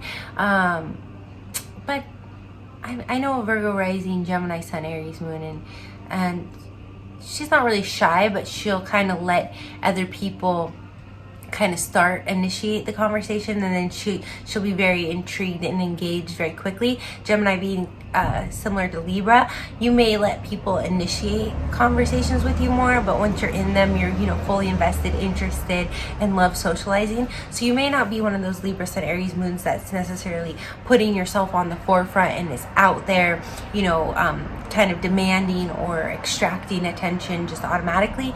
You're someone who's maybe a little more cool, calm, and collected, paying attention to the details of things and not so much to the social aspects, but finding yourself, having a very fulfilling emotional life, enjoying or intellectual life, enjoying conversing with people, and also though able to kind of retreat and focus on your tasks, and not let the chatting distract you as much as other Libras might. But there's still, I feel like when people talk to you, you're going to remember things that they say very well as also. You may remember details about people and things like that. But at home, when you're in your Aries Moon energy in your own world, you won't be thinking so much about other people. This may reinforce those daily tasks. So you could be someone who's like, you know what? When I'm at work, I get a lot done, but when I'm at home, it just feels a lot easier. So you might bring your work home and your Ariesness could just kind of blaze through your tasks, and you go back to work the next day and you kind of get back to, focusing on things, but you feel like you got a lot of, maybe a lot of the bulk done with all that Aries energy. So working at home, because Aries is independent and Virgo can be kind of isolated as well, the hermit, right? So you may get, you'll be at work and you'll do your daily tasks, but you will get a lot more done at home when you're, and I'm feeling like one of you is going to comment like, I work from home. So what does that mean? That's just you able to bring those details home, and you have that fiery nature where you're able to kind of work independently, and zone out and do your own thing easily without, and even if you're working at home or working somewhere really detailed like an accounting office, I feel like there'll have to be some social aspect to it, or it's going to be like you get off work and the first thing you want to do is like hit the local spot and chat up all your friends or something like that. Now, when it comes to, you could also be like a great, some of you might be too shy for this with the Virgo rising, but you could be a great public speaker because you are able to kind of like memorize the script with that Virgo analysis, and then that Libra charm, really lay it out very thoroughly and very clearly. Again, the Virgo rising. So you could be also a great teacher, but I feel like the public speaker thing comes in for me because you're kind of like people oriented as a Libra Sun, people person. So you want to get out there and kind of talk to people, and maybe you could even be a good like organizational expert. You could be a good therapist also. A lot of Libras are, but you could just be really, and even as a therapist, able to remember the details of the things that your people tell you, whether you write them down meticulously or whether you just remember them in your mind. And as that Aries moon, you're not going to get so emotionally involved with your clients that, you know, it takes away from your own emotional life, because you'll know how to go home and do your own thing and blow off steam. So to be in a relationship with this person, Virgo rising, Libra sun, Aries moon, you're going to have to be quite transparent and balanced and fair yourself, because the Libra rising is going to see through any inconsistencies very quickly, and I don't think a Libra rising is really going to tolerate that. I mean, there is an adaptability. I'm talking about Virgo rising, sorry. There is an adaptability to a Virgo rising because they are a mutable sign. So I mean, even if you're not the most together person, they can work with you, but they're going to work to organize and direct you, and they'll do it in a diplomatic way. With Libra, Libra could be a little impatient. So this could be one of those things, right, going back to moon compatibility, which I really drive home nowadays, where you get together and Libra is kind of like diplomatic with you and Virgo is very patient with you, and they help organize and direct you. But then you get to living with this person and you get to know their moon placement in Aries, and they're not very patient with you anymore, especially if your moon is not in a fire or air sign, right? And you're not organized. Maybe you're just throwing it out there, like a Pisces. So you're kind of, you know, off in your imagination and aloof, and Virgo is very focused on the details, and Libra is like trying to talk to you in an intellectual way, but you're talking in a more emotional way. And then Aries moon is just going to be like, I don't have any patience for this anymore. You know, my Virgo, you know, it was fine when it was casual and we were dating, but now you live with me, it's like I have no patience for this. I gotta do my own thing. I don't have time for emotions. I gotta recenter myself, you know. So you're gonna need someone who's like, again, kind of like I mentioned earlier with one of the other combinations, sort of like a team player. You know, they're able to pick up the slack for you, kind of run the empire, the Aries Emperor empire, in the home, and also at the same time kind of keep things light, either passionate and fiery, a lot of intimacy here, that you wouldn't expect with the Virgo rising, right? Or it's gonna have to be like a lot of quality time but doing things, because we're, again, Mars rules the moon here, Aries, right? So and then when it comes to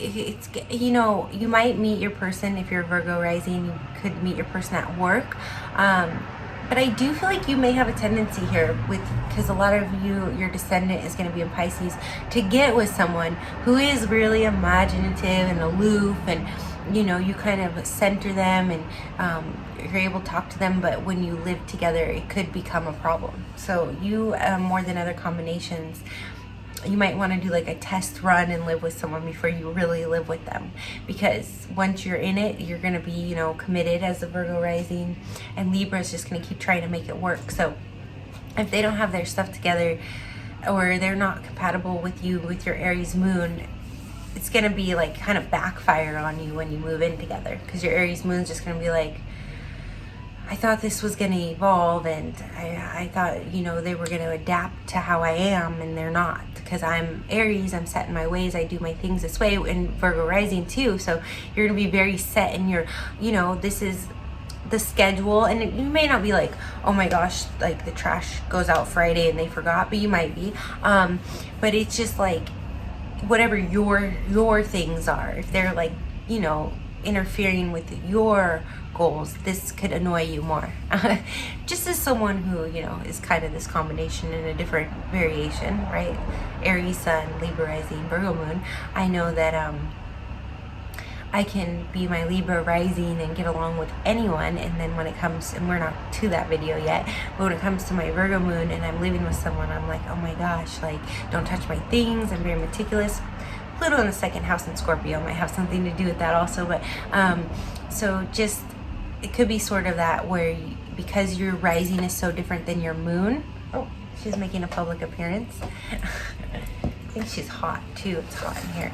Because your rising is so different than your moon, you just could tend to draw in people that you're, once you actually settle down with them, are not so compatible with. Yes. So and then again, just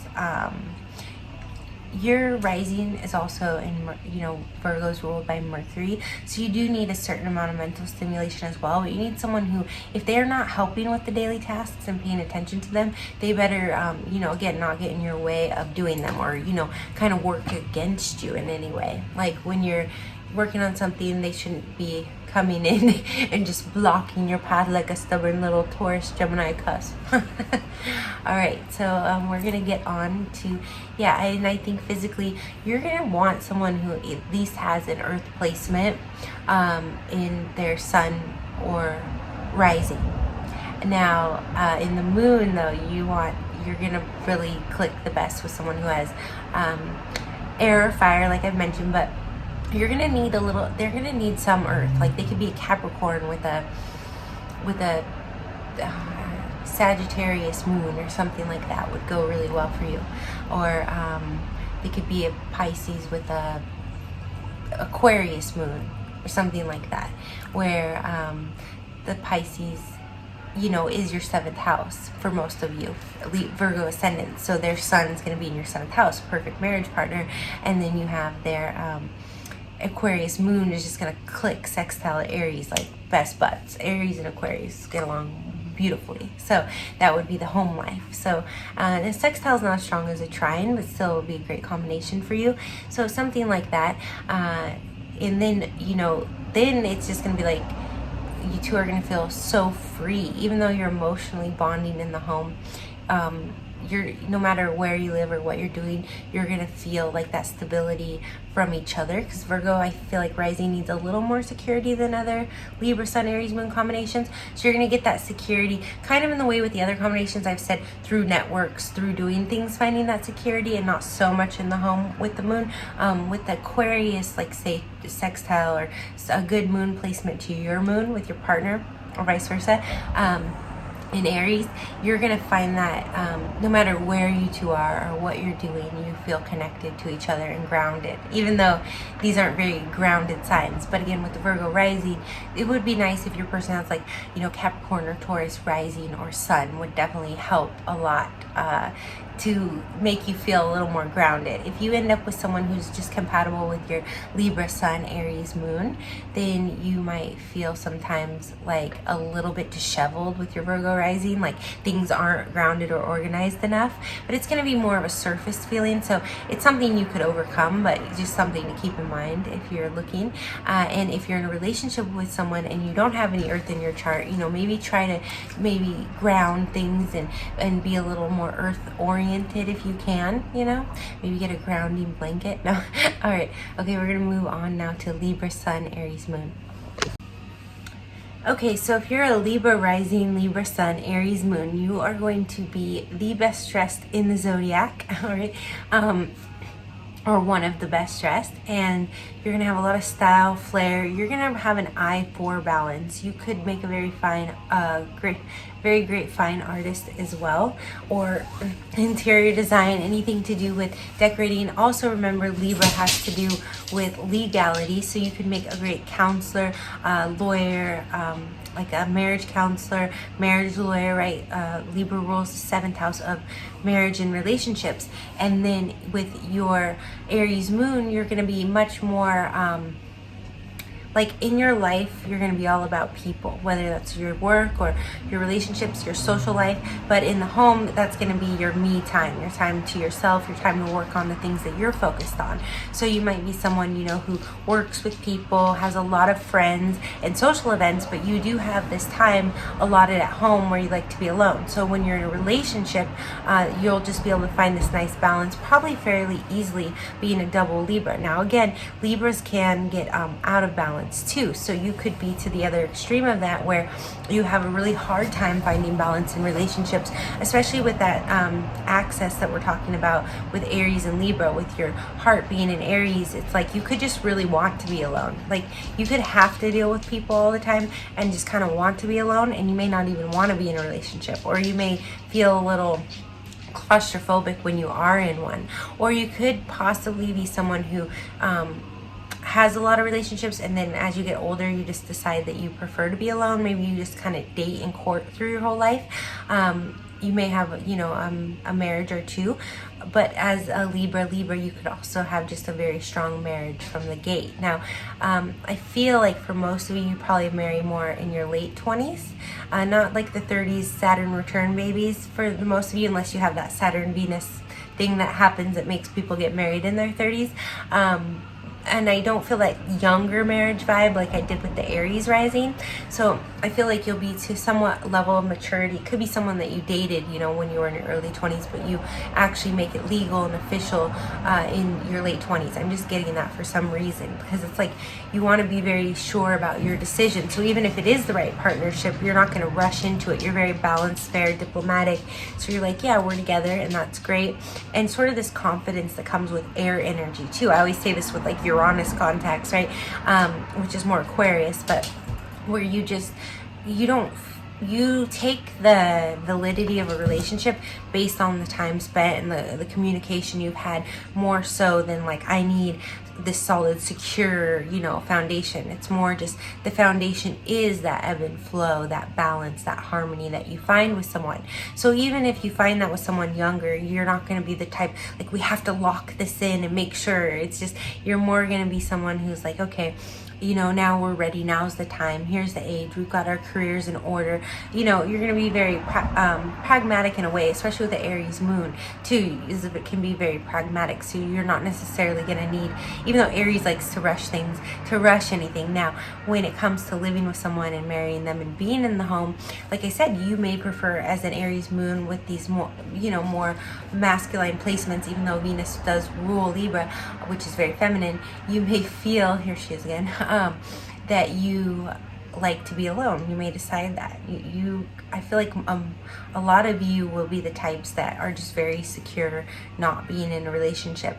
Maybe when you're younger you really want one and you grow out of it, but some of you may also be just really easily in a relationship, especially if you have like a Venus-Mars conjunction in your chart. So I do feel like for your group, it is going to be more dependent on the other aspects in your chart, because with Libra, you're just very diplomatic and able to make a lot of things work and adapt to others.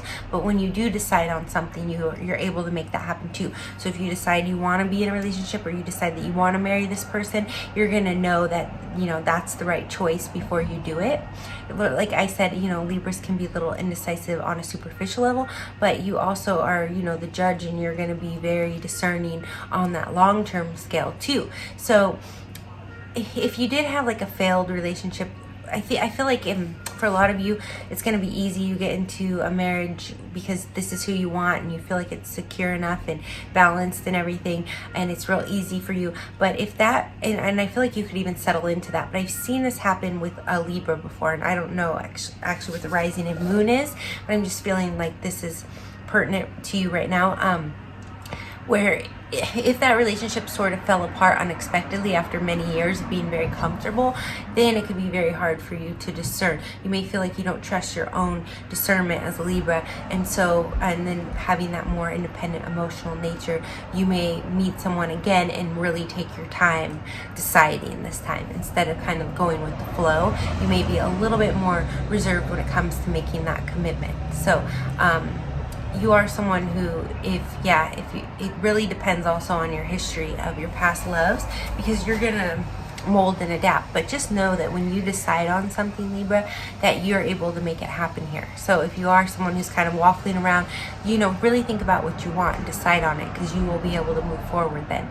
Could be little traps that you're not even seeing, where you're not making a decision for yourself and you're leaving it up to the universe, which is, it's good to leave things up to the universe on how they will unfold, but it's not always good to do that in a matter of what you want. You have to decide what you want, and then don't get bogged down in the details, which is more what Virgo Rising would do, and let the universe unfold. So yeah, I really feel like with this placement, you could really either be very much kind of a loner who has a lot of friends, maybe kind of more acquaintances than friends though, and you like to spend a lot of time alone, either traveling or at home or whatever you like to do. With that Aries moon placement, you're really comfortable being alone, but then you can go out in public and pretty much make fast friends with anyone. Not that you're gonna, you know, keep in touch with them, but you know, you can get your social batteries charged, let's say, by just going out and chatting with people at the grocery store or whatever it is. So yeah, and then to be in a relationship with this person, you know, just I think consistency is good so that they're able to discern you. You know, if you say you're going to do something and then don't, Libra will either this Libra combination could either like lose interest because they just don't think that you're that serious, and they probably won't call you out on it. Maybe if they're younger, Libra can be very verbal. I feel like there'd have to be more Mercury in the chart though, like Gemini or Virgo. They may go on little rants, but again, that might be me mixing up my Libra Aries nature with the Virgo. So they may put you in your place, but they might just let you go and go on and go. And so consistency is good, but also you're gonna want to definitely have a fire air moon to be with this person, because again, sort of like a lot of the other, well, half of the other combinations with these risings, this person is double air and fire. So they're not gonna have a lot of patience for you know, emotional displays.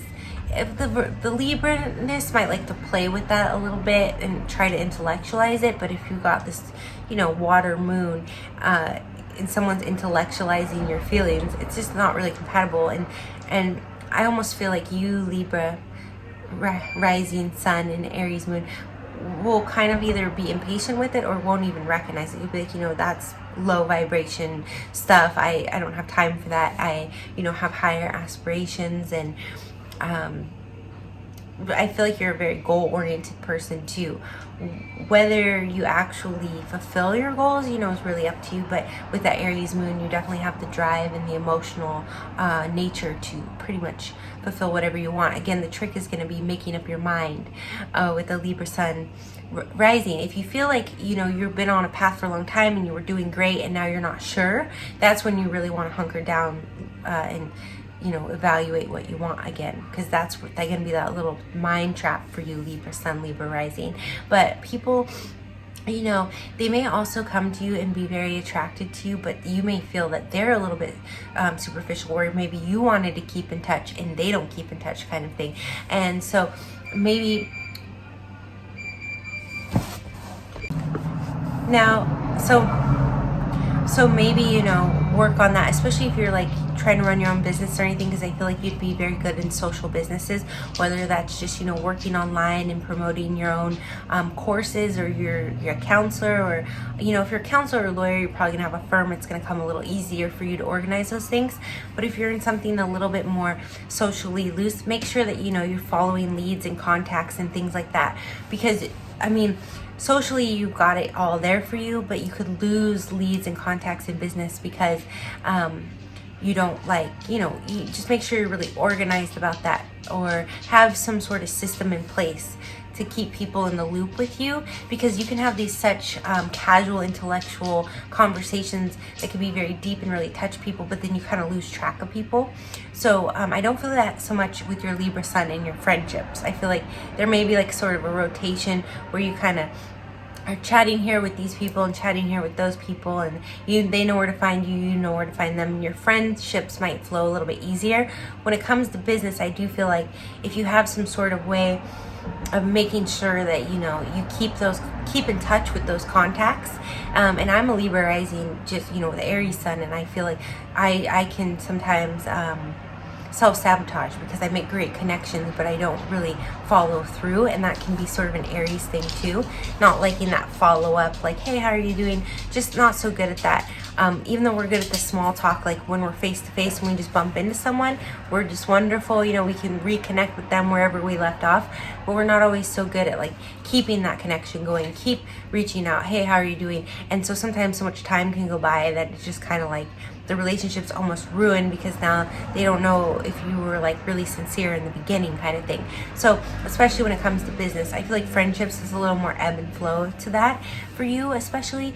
And then in relationships, also make sure that, you know, you're not intellectualizing the relationship too much, because with that physical Aries moon, you could be like connecting with your person physically, and that's how you're showing them your emotions. It's very much Aries moon. And then you're talking to them all the time, but there could be somewhat of, especially if they have any, you know, even if they're moon compatible, but they have any water or earth in their chart, there could be where you tend to come off a little cold, even though you're not cold at all. If anything, you're more, not loud, but like, more like, you could be a little intimidating to some people, but you're a little more, just really at the forefront, beautiful, upfront, just the face of things, right? So make sure that, like, if somebody around you is a little more emotional, like if you're in a relationship, or if you're the person in the relationship with this person and you're more emotional, don't sit at home, especially if you're dating Libra Sun, Libra Rising, Aries Moon, and be like, oh, you know, they didn't call, it must mean they don't love me. It's probably just they were off being a Libra, came home, started doing Aries things, and, you know, a week went by and they weren't even thinking, and then you're all hurt by it. But you could call them and they'd probably chat your ear off because they're Libra, you know. So try to, you know, and then if you are this combination, you know, try to make sure that if you're not, you know, if being gushy and over, I mean, you might be romantic with this, but if being like overly emotional and discussing feelings just seems like a waste of time to you, or something that's only necessary in extreme situations, just make sure if someone's coming at you emotionally that you know, are nurturing that and honoring it. Because I feel like for most of you, the stimulation in relationships is going to be, you know, creative endeavors, socializing, intellectual, just, you know, higher minded discussions. And, you know, with the Aries action in the home, it's going to be doing things, either working out together or, you know, getting it on or whatever it is. So just make sure if your person's being a little emotional that you're not like, oh, whatever, you know, let's just hop in the sack, or let's just, you know, let's just talk, because they might just need you to like hear their feelings out, you know what I mean? Which to you could be like almost foreign, you know, depending on the other placements in your chart too. So just try to have a little patience with that, you know. And that's just, I'm not like saying you're unemotional, but it's just, you could kind of skim over other people's emotions and not realize it, if that makes sense. So just a precaution there. And but yeah, if you have someone who's just real physically passionate, and you're going to want someone that's like that even, you know, once you live together. There's going to have to be a healthy, you know, sex drive on their end with an Aries moon. And I should say that for each combination. And I do mention it quite a bit. So, yeah, it's just going to be like someone you can go out to eat with and chat with and just talk about whatever comes to mind, nothing too deep. And then, you know, someone you can go home and roll in the hay with. It doesn't have to be like, especially with this person, if you're dating them, don't be like, where are we at? Where is this going? Because Libra kind of has this almost like mutable, where they kind of go with the flow and adapt energy, because they're the partnership sign, right? So constantly discussing the partnership to this person is going to be boring, because they're living the partnership with you. So I hope this helps, and we're going to go on now to Scorpio Rising, Libra Sun, Aries Moon. Okay, so I'm picking up from a while ago, but I did have an epiphany. I was like, Scorpio Rising, Libra Sun, Aries Moon. I really love this combination, because the Scorpio Rising personality is ruled by Mars and Pluto, and in their ascendant position. And then the Libra personality that you have, you're ruled by Venus. And then your moon in Aries is Mars ruled, and the moon is a feminine placement in a masculine Mars ruled, with a Mars rulership, it's masculine, and Venus is feminine with Libra. So there's almost like this Venus-Mars conjunction going on triple time here. So I feel like a Scorpio Rising, Libra Sun, Aries Moon person, and I had said this about Gemini, I think it was Scorpio Rising, Gemini Sun, Aries Moon, and someone had commented like, just because Scorpio, you guys always think that we're so, you know, sexual and all this, and I'm sorry, but I've always considered Gemini, Scorpio, and Aries to be the most sexual signs in different ways. But I mean, that's not necessarily true. I mean, Taurus and Libra too, Venus rulership, more very loving and sensual. But so you guys with the Libra Sun, you know, again, all about partnership and balance. Again, I'm picking up here from a while ago. So partnership and balance in your personality, equilibrium. Also, though, you are the king and queen of swords, so you know you're very straightforward, blunt. You know you don't tolerate a lot of BS. You cut out all of that. But you know you can also be indecisive as a Libra. But I just feel like that in general, you're going to be very beautiful, especially like I had said with the Libra Rising, Libra Sun, as a Scorpio Rising, Libra Sun. You're going to be very beautiful. And with that Mars rulership of your Scorpio Rising, and now if you guys, if I'm losing you there, it's okay. I'm going to get more into the characteristics right now. I just feel like you have like this Venus, Mars, just animus, like you are the yin and yang. You're just personified. You're you just project like sensuality. For the men, like you're very, I even felt like a masculine sense from the women too with the Scorpio Rising here. So you just, I feel like if you're not a very sexual or simmering, very beautiful person who is very attractive and attracts a lot of people, I think that you are, you're not very, you are very, very much a lover and very partnership oriented. I do feel like you could be very loyal with this placement. I think I've said this about other Scorpio rising positions, but also at the same time, you could be extremely indecisive and attracting a lot of partners.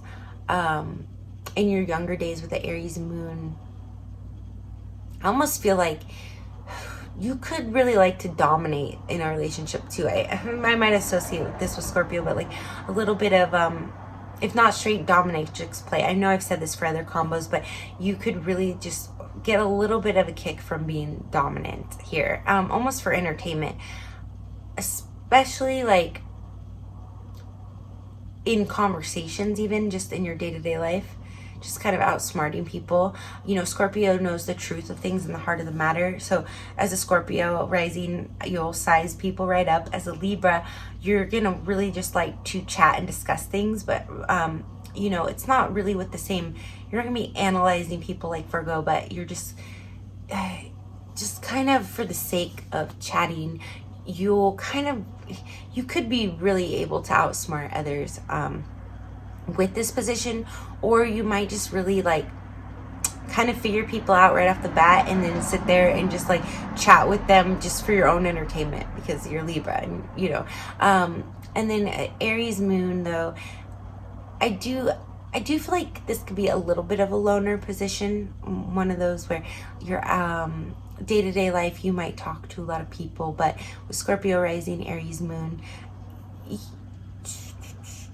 again, with Scorpio Aries placements, there can be a real family oriented sense here, almost like Cancer, but I feel like you're able to be sociable, but you probably stick to your own little environment, especially with Scorpio. And that could be it could change throughout your life too. Like there could be times where you're more reclusive and isolated in your environment, and then times where you really have a lot of people around you, but you might kind of stay in the same familiar environment your whole life. Or if you do move from one location to another, like you might live in one environment for many, many years and then move to another, and then just really reestablish yourself there. And you might visit the old life too, but I feel like you're gonna have very distinct environments. It could even be work and home. You might be someone who works in the same place your whole life. Or again, this could be where you work, you know, with your family-owned business that you're brought up into. I just feel that a lot with Scorpio rising, Aries moon for some reason, with all the different suns. And if you don't have that kind of structure in your life as Libra, you could feel a little lost and seek that kind of structure for yourself. Let's see, and you could work really well in psychology or social, or even as a teacher, but like I feel like psychology, social environments, you're gonna do really well. And even if you work as like a barista or something, you're gonna really either like to analyze the people, or you're gonna know the people really well and work in like one spot for a long time, whether you're doing like scientific analytical work or more physical work. Because Libra, those are actually pretty all, Scorpio and Aries are very physical signs, so you could do physical work, but I feel like you would need some, you know, sort of social element to the work as well. And being in a relationship with you would be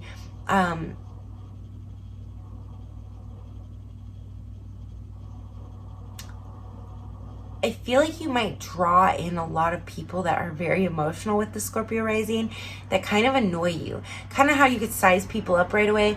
It's gonna be like, gosh, like, why is this Pisces like crying at me again? Because you're Libra Aries moon, you know? So it's like, you'll have some patience for it, but you won't have a lot of patience for people. Like, Libra is very social, and you will like to talk to people for your entertainment, but you're not going to have a lot of patience for like unpractical emotions. I feel like you can deal with, like, with your Aries moon, you can deal with some drama and some heat. I do feel like a Leo, or even, yeah, like a Leo would be a good match for you. Libra Sun, Aries moon, with a Scorpio rising, because like they could bring that heat and that drama, but they're not going to be super heavy emotional, you know. Even Aquarius too is good for you. And Gemini, you know, sticking to the masculine element as far as like who you date, I definitely would recommend here, because you're definitely going to need someone that's I almost feel like in a way you might like someone who's a little bit, that you feel like is smarter than you, because like that little bit of indecisiveness with Libra, you could even go for someone who's a little bit older than you, whether you're male or female or same sex, because that Scorpio rising, that you want that security of knowing this person is smarter than you. But Libra, you want someone who kind of makes the decisions. And then Aries, your moon will just respect that that person is smarter than you. So I definitely would stick to, especially with their sun and moon sign, more masculine elements. I don't really feel like, I feel like you might draw in a lot of feminine, you know, type of signs, but you probably are going to end up, you know, Scorpio rising, you could end up with someone who's got a feminine sun sign. But I think in the moon, always, if you're a masculine moon, you need to be with a masculine moon, which, you know, would be fire or air. So yeah, but I think just with that Scorpio rising, you might bring in a lot of emotional types and be like, what is going on here? And I think that you will probably, you'll have a lot of self-control with a Scorpio rising. Again, you could be the type, and I've said this with other Scorpio risings, where you get with that first person and you're one person for life, you know. But I also feel like you're someone who, even when you're out and sowing the seeds and playing the field, you're going to be reserved about it and private about it. But I don't know, intuitively, I don't feel like you could cover a lot of ground, let's say, if you wanted to, but I don't feel like you have that much interest, because I feel like you really like to get to know people mentally more than anything. So on that Libra scale, I think more that scattered diversity people is more going to be a mental thing for you when it comes to physically bonding with people. With the Aries moon, you know, you might, you know, get a few notches on the headboard, but I don't feel like you're going to, with the reservedness of the Scorpio rising, feel the need to cover a whole lot of ground, you know. I think you'll be a little bit, you know, choosy about who you want. But if you wanted to, you could cover a lot of ground. But I just feel like you might over the years be like, oh wow, I do have a little list of lovers here, but that I've gone through. But I don't know, I feel a real sense of security here. You know, Scorpio is a fixed sign, but Aries and Libra are cardinal. So but the way you're operating in the world as a Scorpio rising, you're going to attract a lot of people that you're really not going to relate to. They're going to feel a lot of depth from you because you're Scorpio rising. You know, you're going to feel like, you know, yeah, it was a great deep conversation. Now I'm going back to what I'm doing, you know.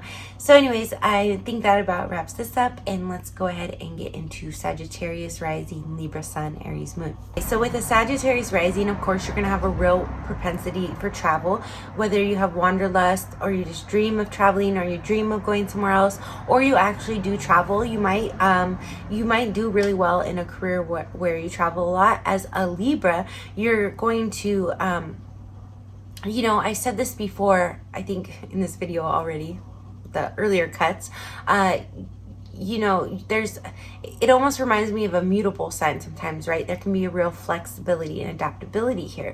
It can be hard, again, Libra can be indecisive. So I feel like with Sagittarius, also you really are going to have a propensity for higher education, but you might be one of those people, especially with that Aries drive, that moon, who changes majors like several times. I might have said that for Gemini as well, but you know, you're gonna want the higher education but not really be sure. Or you could be someone who procrastinates a little bit, who is like, oh, you know, I don't want to start school yet because I don't really know what I want to do, but I always wanted to go back to school. Now we all have a little bit of that in us at times in life. If you're an Aries sun, probably not so much. You usually know exactly what you want, but as an Aries moon, kind of the drive, right, that little steam engine, well, not steam, that's an analogy I usually use for like water and fire, but you know, you got your little engine pushing you emotionally. You're able, Aries is the warrior and that's your moon, so emotionally you're able to deal with a lot.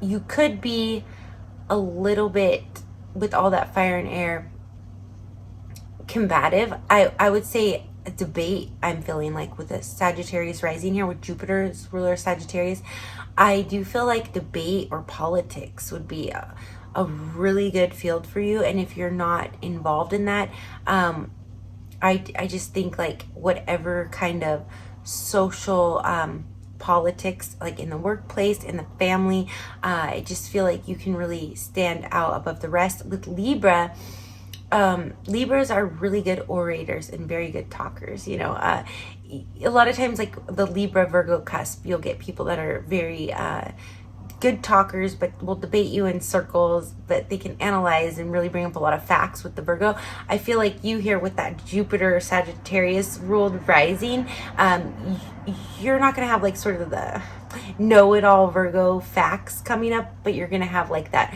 oh, I see this, my cousin has Sagittarius moon, this will be your rising, but like where you just know, you know, and I've seen this with Sagittarius too, like they can be a little waffly in their own life, but they like know a lot of things, like this higher minded knowledge, not so much that Virgo like detailed.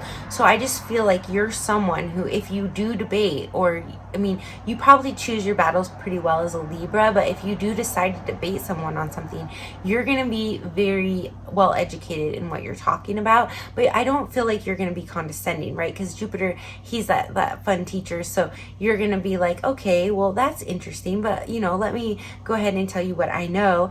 So I think, you know, for Scorpio rising, I said could be like a good psychotherapist or something.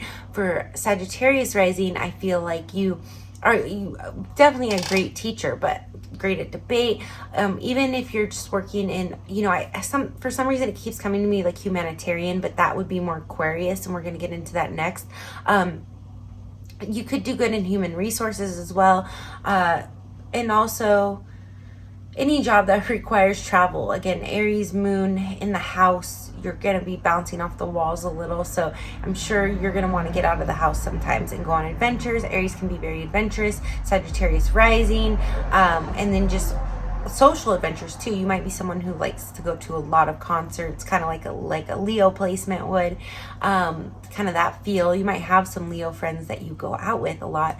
I'm sure one of you will relate to that. So with the, you know, Saggy and Aries in your chart, and Libra and Leo is very complementary as well, sextile. So Leo would be probably the ideal mate for you, a Leo sun or Leo moon. And I think that you, in a relationship, to be with you would just be a lot of fun. someone who's very stimulating. Again, you're probably going to want to lean towards more extroverted people, masculine signs, you know, air and fire signs. You have no water or earth predominantly in your chart. Now, it may be different with your Venus or your Mars. You're Libra, so yeah, you could have Mars in Scorpio or Venus, or in Libra, or you know, any of the 1 or 2 signs around you. But I feel like, you know, if you have a Mars in Aquarius and a Venus in Sagittarius, you're just, you know, you're gonna be someone who's never stops going, whether it's social occasions or traveling or mini adventures. So I do think that yeah, you're definitely gonna want to stick to those more extroverted signs, like a Leo best friend, or even a Sagittarius best friend, and Aquarius. Yeah, any of those. So if you are someone who has a lot of water or earth in your chart, and you're dating this person, sorry to call you guys out, because you're, you know, if you're a cross watcher and you have a lot of water and earth in your chart, especially in your sun and moon placement, you might have a lot of fun with this person, but you're going to get hurt because, well, if you're an earth, predominantly earth, you're not going to feel very stable with this person. And if you're predominantly water, your feelings are going to get hurt because this person is just so outgoing, so much fun, very carefree, a little bit indecisive with the Libra energy. So they may never give you the reassurance that you're looking for here. But if you know, are predominantly masculine, you know, maybe I would definitely recommend having a masculine moon here, because that's your emotions. If you're dating someone with this placement, you could be, you know, like a Taurus or a earth or feminine sign and have like a Leo moon. That could work here. But you definitely are going to need to be very extroverted to be with this person, and very adventurous. And I think you as the Sagittarius rising, Libra sun, Aries moon, will appreciate someone who is decisive but very informed. You know, not a know-it-all necessarily like a Virgo, or someone with any kind of heavy energy that could make you feel, you know, too stuck or grounded. But you are double cardinal and mutable, so a fixed sign, yeah, like a Leo would be really good for you, or like a Scorpio or Taurus with a fiery or air moon could work as well here. But I also feel like you could almost be a desperado type that just kind of wanders around and just likes to meet a lot of people and go on a lot of adventures. You could be someone who, you know, likes to travel to other countries with the Sagittarius rising and just explore and check things out. But you'll probably make a lot of friends while you're there. Whether you keep in touch or not as a Libra, it really depends. I feel like you might get home and talk to those people a lot and then, you know, kind of fall off. But I do feel like if there's someone like you really respect and admire, you'll go out of your way to keep in touch with them. Libra can definitely, that's why they go well with Leo, because Leo likes to be admired, and Libra can definitely, you know, give a lot of adoration. I'm an Aries, which is, you know, sextile Libra, and I've seen it with Leo and Libra a lot, but you know, my Libras, if they respect me, they, you know, they're always have my back in there if I want to chat. And so, yeah, I just feel like you'd be a great friend to have a lot of fun, the person like to invite on an adventure. So I think that about wraps this one up, and let's get on to, okay, so for Capricorn rising, Libra sun, Aries moon, I feel, honestly, I'm just going with, you know, what comes to me. And so we'll see where this goes. But I do feel like you're someone who could feel very restricted and stifled a lot in life. I don't know why that's coming to me. You know, that Saturn rulership of the ascendant. It's like when you're out in the world, I feel like you could feel very bogged down by rules and regulations. And, you know, you will have some ambition definitely here. But it almost, I feel like with your Libra, you know, it's all about the scales.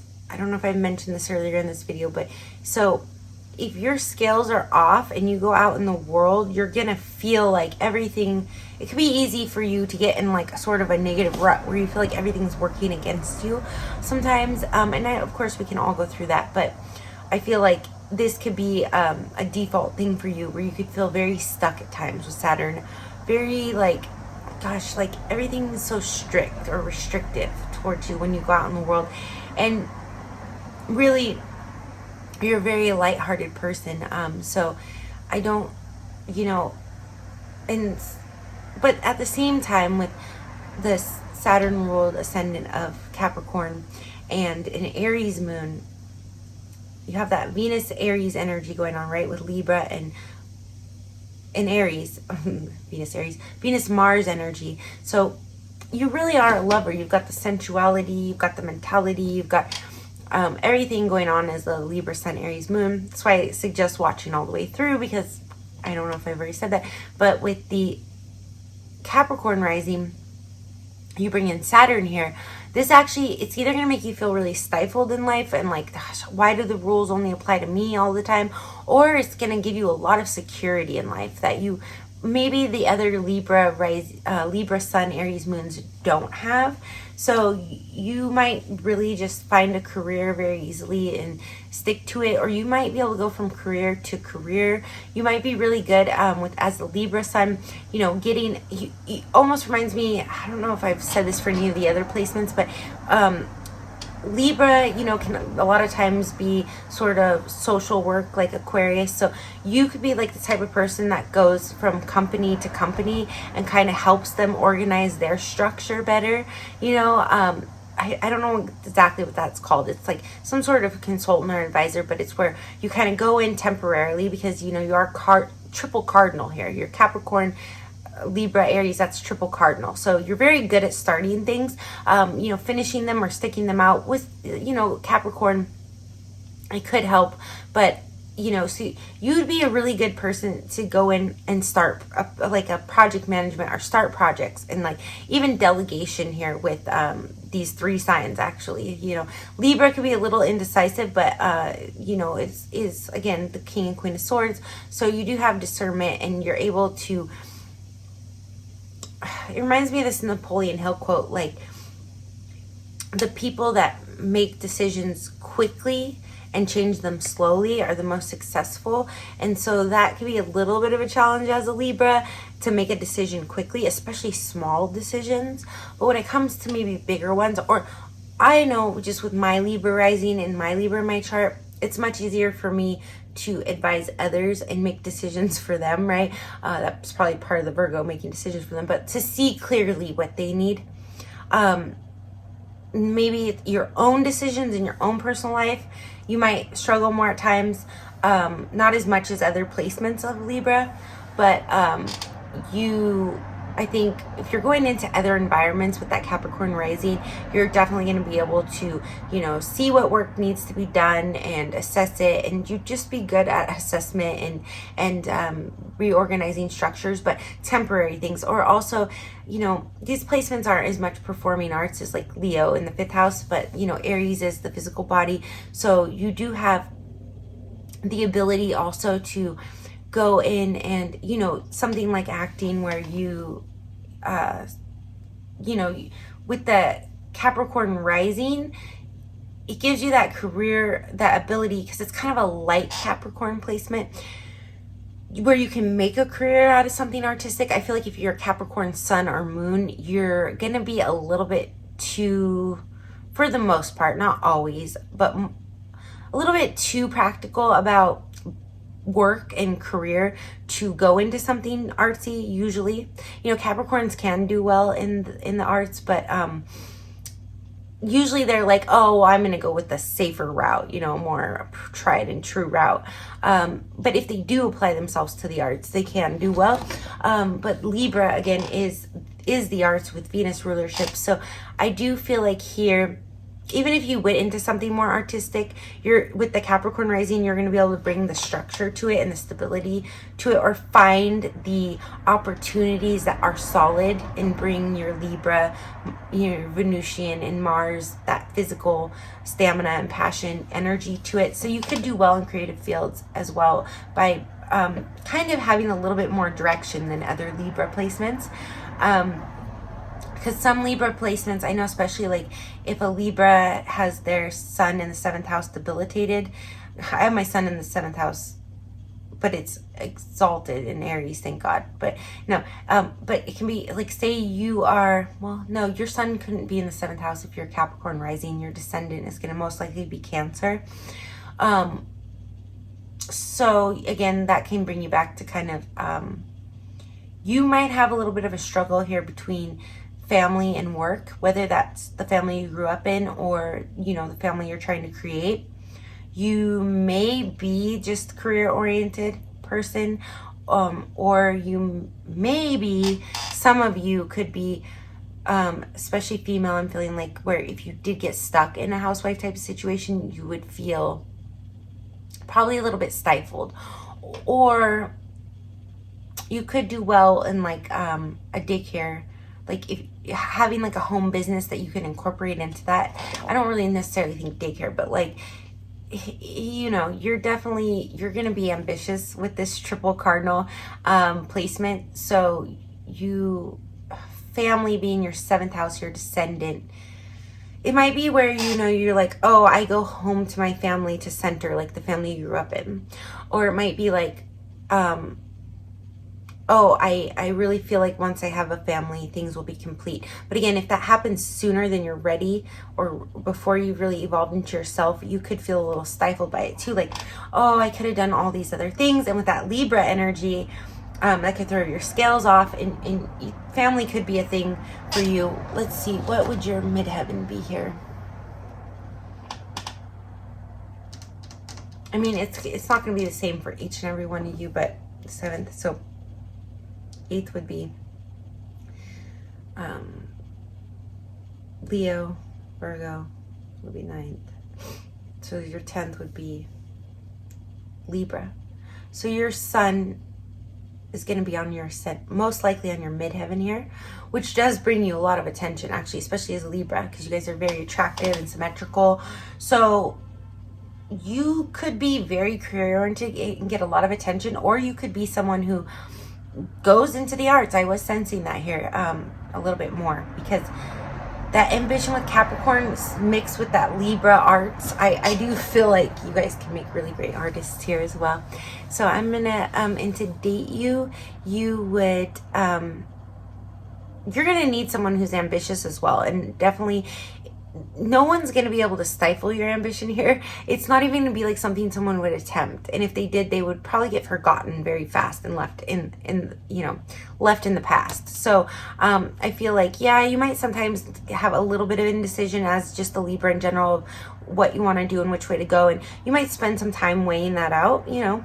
But you're definitely, once you make up your mind with the Capricorn rising and the Aries moon, you're going full throttle, because Libra's cardinal too. So anybody that's with you, they're going to have to either be in that work environment with your Capricorn rising, be very sociable and graceful, with your sun most likely being on your midheaven.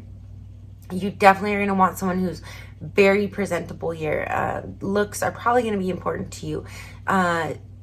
So if you want to date this person, you're interested, or you are dating them, you know, indulging in some really nice designer clothes might not be a bad thing. You know, Taurus could be a good match for you. They love clothes. And or another Libra, because your suns would be conjunct, although there could be a little bit of, you know, Gemini could keep things really creative for you. But I mean, with a Capricorn rising, like a Taurus sun with some sort of, you know, masculine moon would be a good match for you. And yeah, I just think it's going to be someone who's going to have to be able to keep up with you and your ambitions, but also be a little bit adaptable. Like if you're in your Libra energy and you're just kind of chilling and talking, it can't be someone who, you know, with that Capricorn energy, I kind of said this for Scorpio, like they might bring in types that are so different than them, especially here with your Capricorn energy. You could definitely draw in some very serious type of people that just feel like stuffy. And for maybe one or two of you, I feel like you might make you give up on relationships. Depends how balanced you are, because with the Cancer descendant, it's like you may really feel at home with a family or even your own family that you created. But if somebody's too serious you might have ended up with someone who's super serious and it drives you nuts, because sometimes you just want to be in your Libra and Aries energy and go on an adventure and just chat for the sake of chatting, and as a Capricorn rising, you could draw in someone who's very serious here. So again, that's why moon compatibility is so important. I always tell you guys, you can watch that series, but maybe I'll link it up here eventually when I get a chance. But you definitely, be careful if you're still single not to get, stuck with anyone who's too serious, because again, the way you present yourself to the world, you're going to attract serious people, which could be good for your ambition and your projects and stuff like that. And especially if you are an artist, you want people to take you seriously in that. But if you draw that in and by default and you're not really thinking about it, you could feel like kind of with that Capricorn energy, like especially if you draw like a Capricorn, you could just feel really weighed down after a while. So yeah, I think that about covers this. As far as a sex drive, I just I can't really pick up anything on it. I feel like that's, for this one, it's not, I mean, Aries moon, you're always going to have somewhat of a sex drive, I'm sure, in the home. But I also feel like you could be a real solo type here with the triple cardinal, where you could just get focused on something, or spend a lot of time trying to figure out what to focus on, or, starting a lot of things where you might not even have time sometimes for any kind of relationship or intimacy, at least at some stage in your life. It could be like that as well. Or again, you could get so involved in the family, building your family, and then also trying to balance your ambitions that, romance could kind of go to the wayside here a little bit. But you are Venus ruled Libra, so you'll always have a romanticness about you and an aesthetic touch to everything that you do. All right, so let's get into the next one and get into Aquarius rising, Libra sun, Aries moon. Now, I was kind of touching on feeling like a humanitarian thing earlier. Usually I equate Aquarius with that, but I feel like you're going to be a very wordy person. You're going to have a lot of very interesting, if not beliefs, like just like the way you're going to look at things. And this is very Aquarius, but with the Libra, it's so creative with Libra, Venus ruled, and adaptable. I've mentioned that many times. It's not a mutable sign, which is usually associated with adaptable, but I feel like of all the other signs that are not mutable, Libra is the most adaptable, because it is a sign of partnership, so you have to be able to, work with the other energies, right? And the 7th house, which is ruled by Libra, is actually the house of other people. It's not just partnership. So you are able to adapt, especially to other people. And Aquarius rising, you're going to be interested in humanitarian like things. So it doesn't necessarily mean that you're going to, especially unless you had like Virgo as a predominant energy, it doesn't necessarily mean that you're going to be of service to others or feel the need, but you're going to be like a higher minded idea person, whether that's like, again, not necessarily eccentric beliefs, but like being able to look at things in a very different way than other people. Again, whether that's aliens or whether you believe it or not, it's like you're going to come with a different perspective. And again, with Libra, you're going to be able to kind of debate that or go back and forth.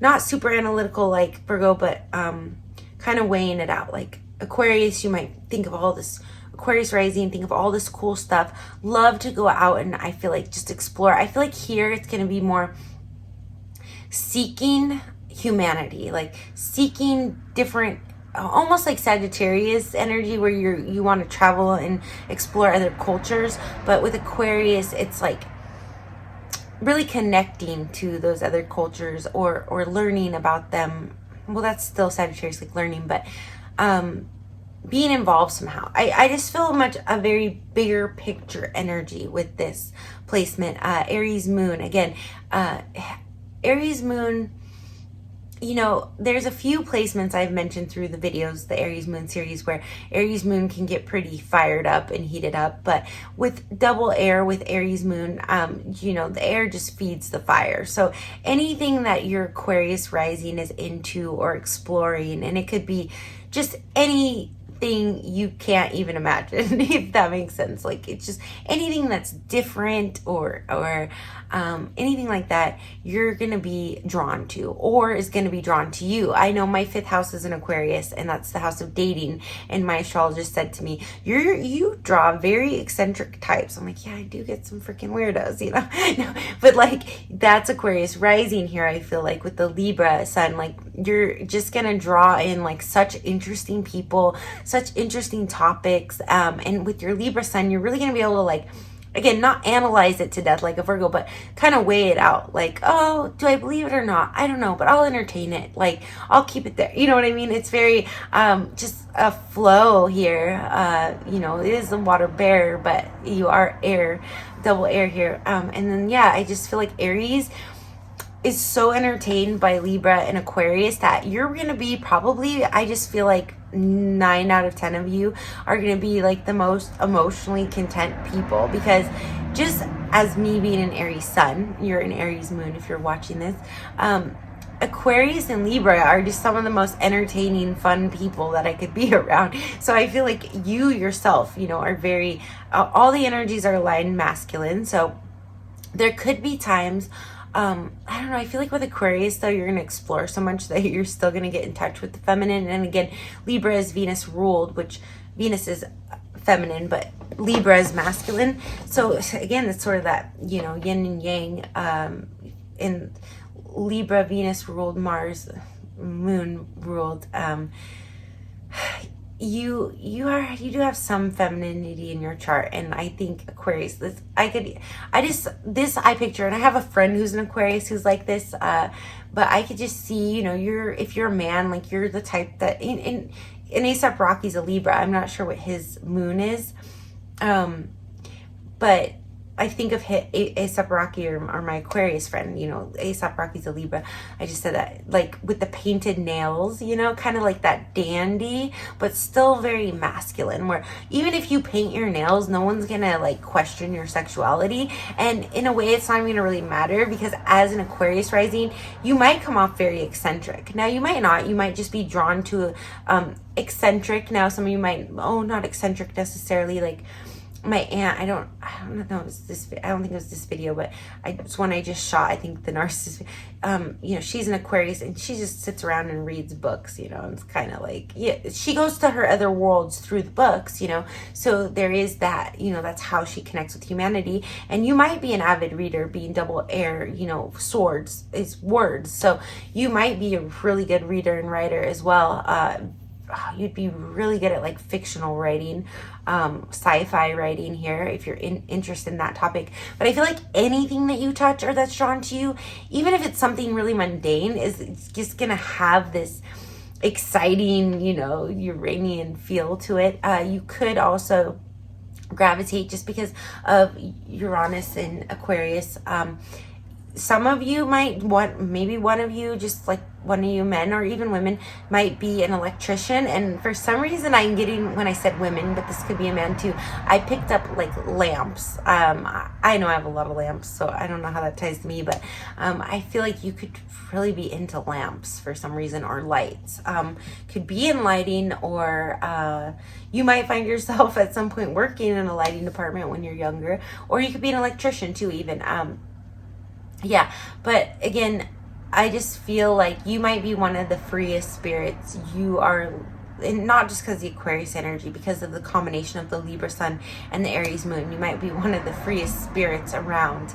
And if you don't present yourself that way, which with an Aquarius rising, you probably do, even if you're like the most plain, boring dressed person ever, as a Libra, I highly doubt that. Libras are like probably best dressed next to Leo. Even Aries and Pisces can dress pretty good, and Taurus, you know, but anyways, you probably just, yeah, you probably dress really well. But even if you dress really plain and you have a really boring appearance, I just feel like you're going to be drawn to things that are very exotic and eccentric. And if not exotic and eccentric, like something different than the norm. And even if you're not drawn to it, it's going to come to you. So, yeah. And yeah, the Aries moon, you're just going to be so entertained by yourself and the things that are presented to you in this life. So I feel like overall, you're going to be a pretty happy character. you could have like a little bit of a mood to you. Aquarius sometimes can play it cool, you know, but I don't know. I think you would be pretty fun, entertaining, or love to be entertained, or all of the above. And to date you, definitely, again, you're going to need someone with at least a masculine moon, because you're triple masculine placements. Otherwise, they're going to be, if they're water moon, they're going to get hurt by you because you're just such a free spirit and so much fun. Again, you could date like a water sign, like a Pisces. I do see Pisces and Aquarius together quite a bit because you're next to each other and you'll share personal planets, right? But you definitely want to make sure that that person has a strong masculine moon. Let's see, what is your descendant here? Your descendant would be Leo. So yeah, you definitely need someone who can keep up with you. Not even keep up with you, just I feel like honestly you're gonna have such a mixed pot to choose from. You might not ever settle down. Aquarius can be a bachelor for life. Aries, Aquarius, Libra. You may never settle down because the options that are presented to you just may be so interesting to you. If you are settled down, I wouldn't be surprised if you're the type that would have, you know, open relationships or be swingers or something like that. I know I've said that for a couple other placements, but you would definitely be the life of the party wherever you go. Just even showing up to work, even if you work at like a desk job in an office, like you're gonna be the person that comes in and it's like, oh cool, they're here, you know, the day just got better, is what I feel like. So yeah, I think that about covers you. And let's get into Pisces rising, Libra sun, Aries moon. So I feel like this is going to be one of the most challenging placements for Libra sun, Aries moon, because you have your Pisces rising. It's a lot different than your general personality and emotional state. You know, with a few of the Pisces risings, I've said, you know, that Neptune rulership, it could always lead to, you know, addictions and things like that. But I feel like you're so solid emotionally as an Aries moon that you more are going to feel a little bit disengaged from the world a lot of the time. And I think you're more going to lean towards that imaginative Pisces state with your rising, where when you're in the world, you're a little bit disengaged and kind of in your imagination. I feel like with any Pisces rising, you're going to feel more comfortable with people that you know.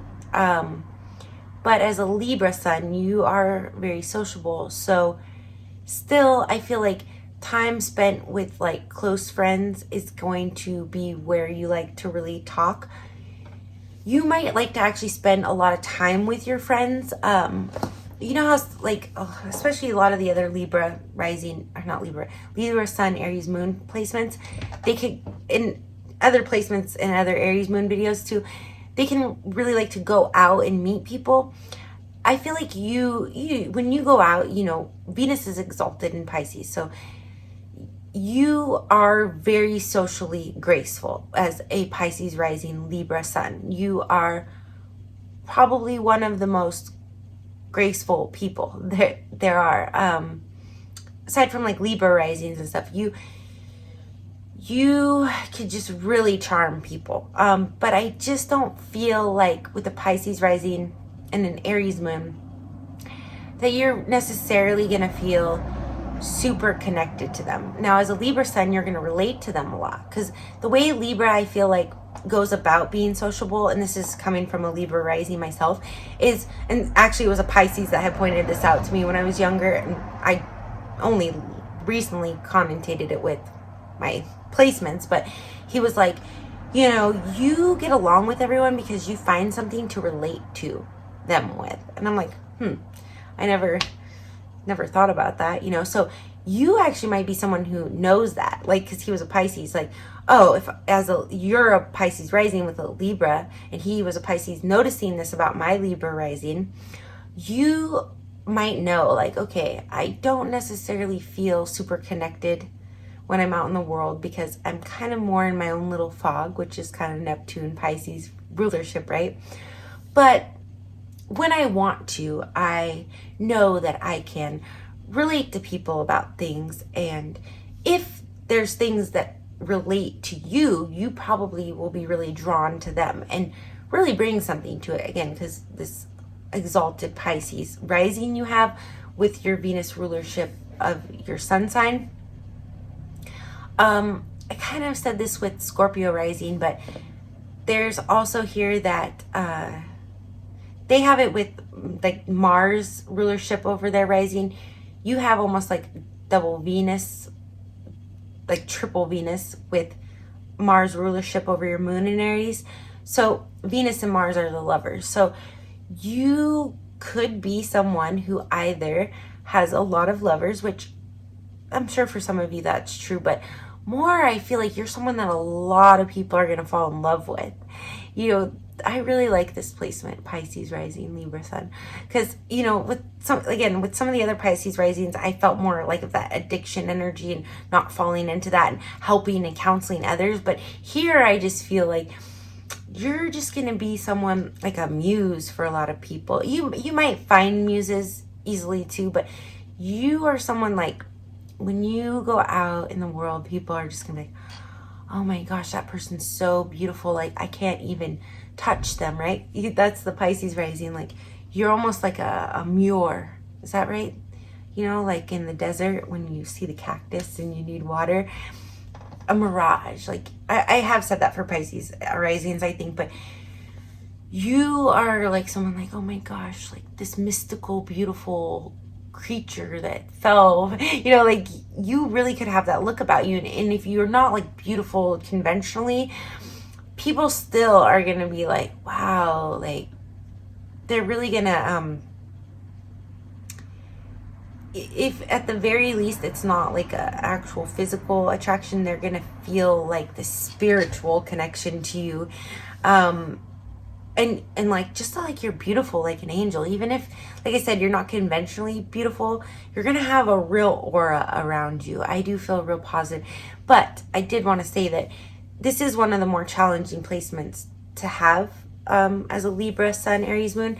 So I feel like there's times where your mood is just your mood in your day-to-day, like when you're out in the world, it's gonna put you in a mood that is going to make you feel very out of alignment with yourself. So I do feel like there could be some sulking here. Not all the time. There could be bouts of depression, but it could be more like you just get in a mood where you just want to go home. But you really like to be around people. So that's where I was going into. I feel like you're going to really connect with like close friends. You might even have a big group of close friends, and it's not necessarily like with the Cancer placements where it's going to be like your childhood friends, but I just feel like either you're going to have like 10 friends that you talk to on the phone a few hours a week, or you're going to have friends that come over a lot, or maybe live with a lot of people.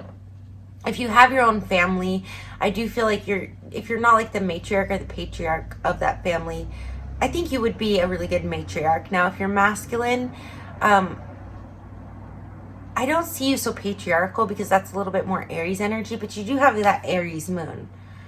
So you could be a patriarch, but you're going to be like the one that everyone is inspired by and looks up to and wishes they could be like. And, you know, if you go, they're all going to think of you very fondly. Even if was disagreements or you didn't necessarily get along with someone in your family, I feel like if anything happens to you, they're always just gonna only speak good about you, and if that makes sense. The impression that you leave on people is just so one of grace and awe and inspiration.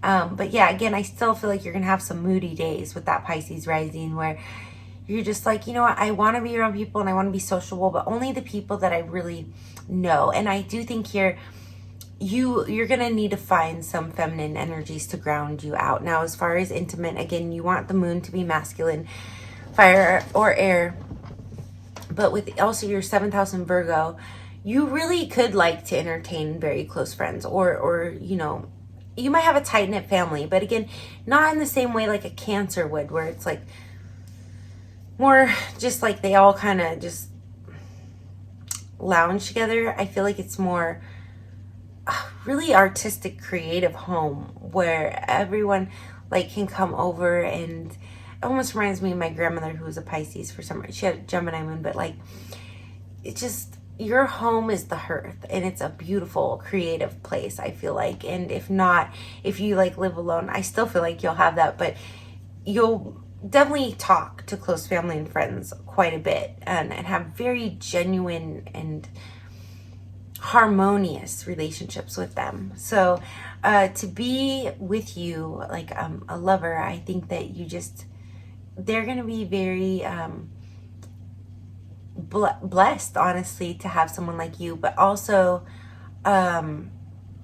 it's gonna be someone who has to be slightly detached, I feel like, because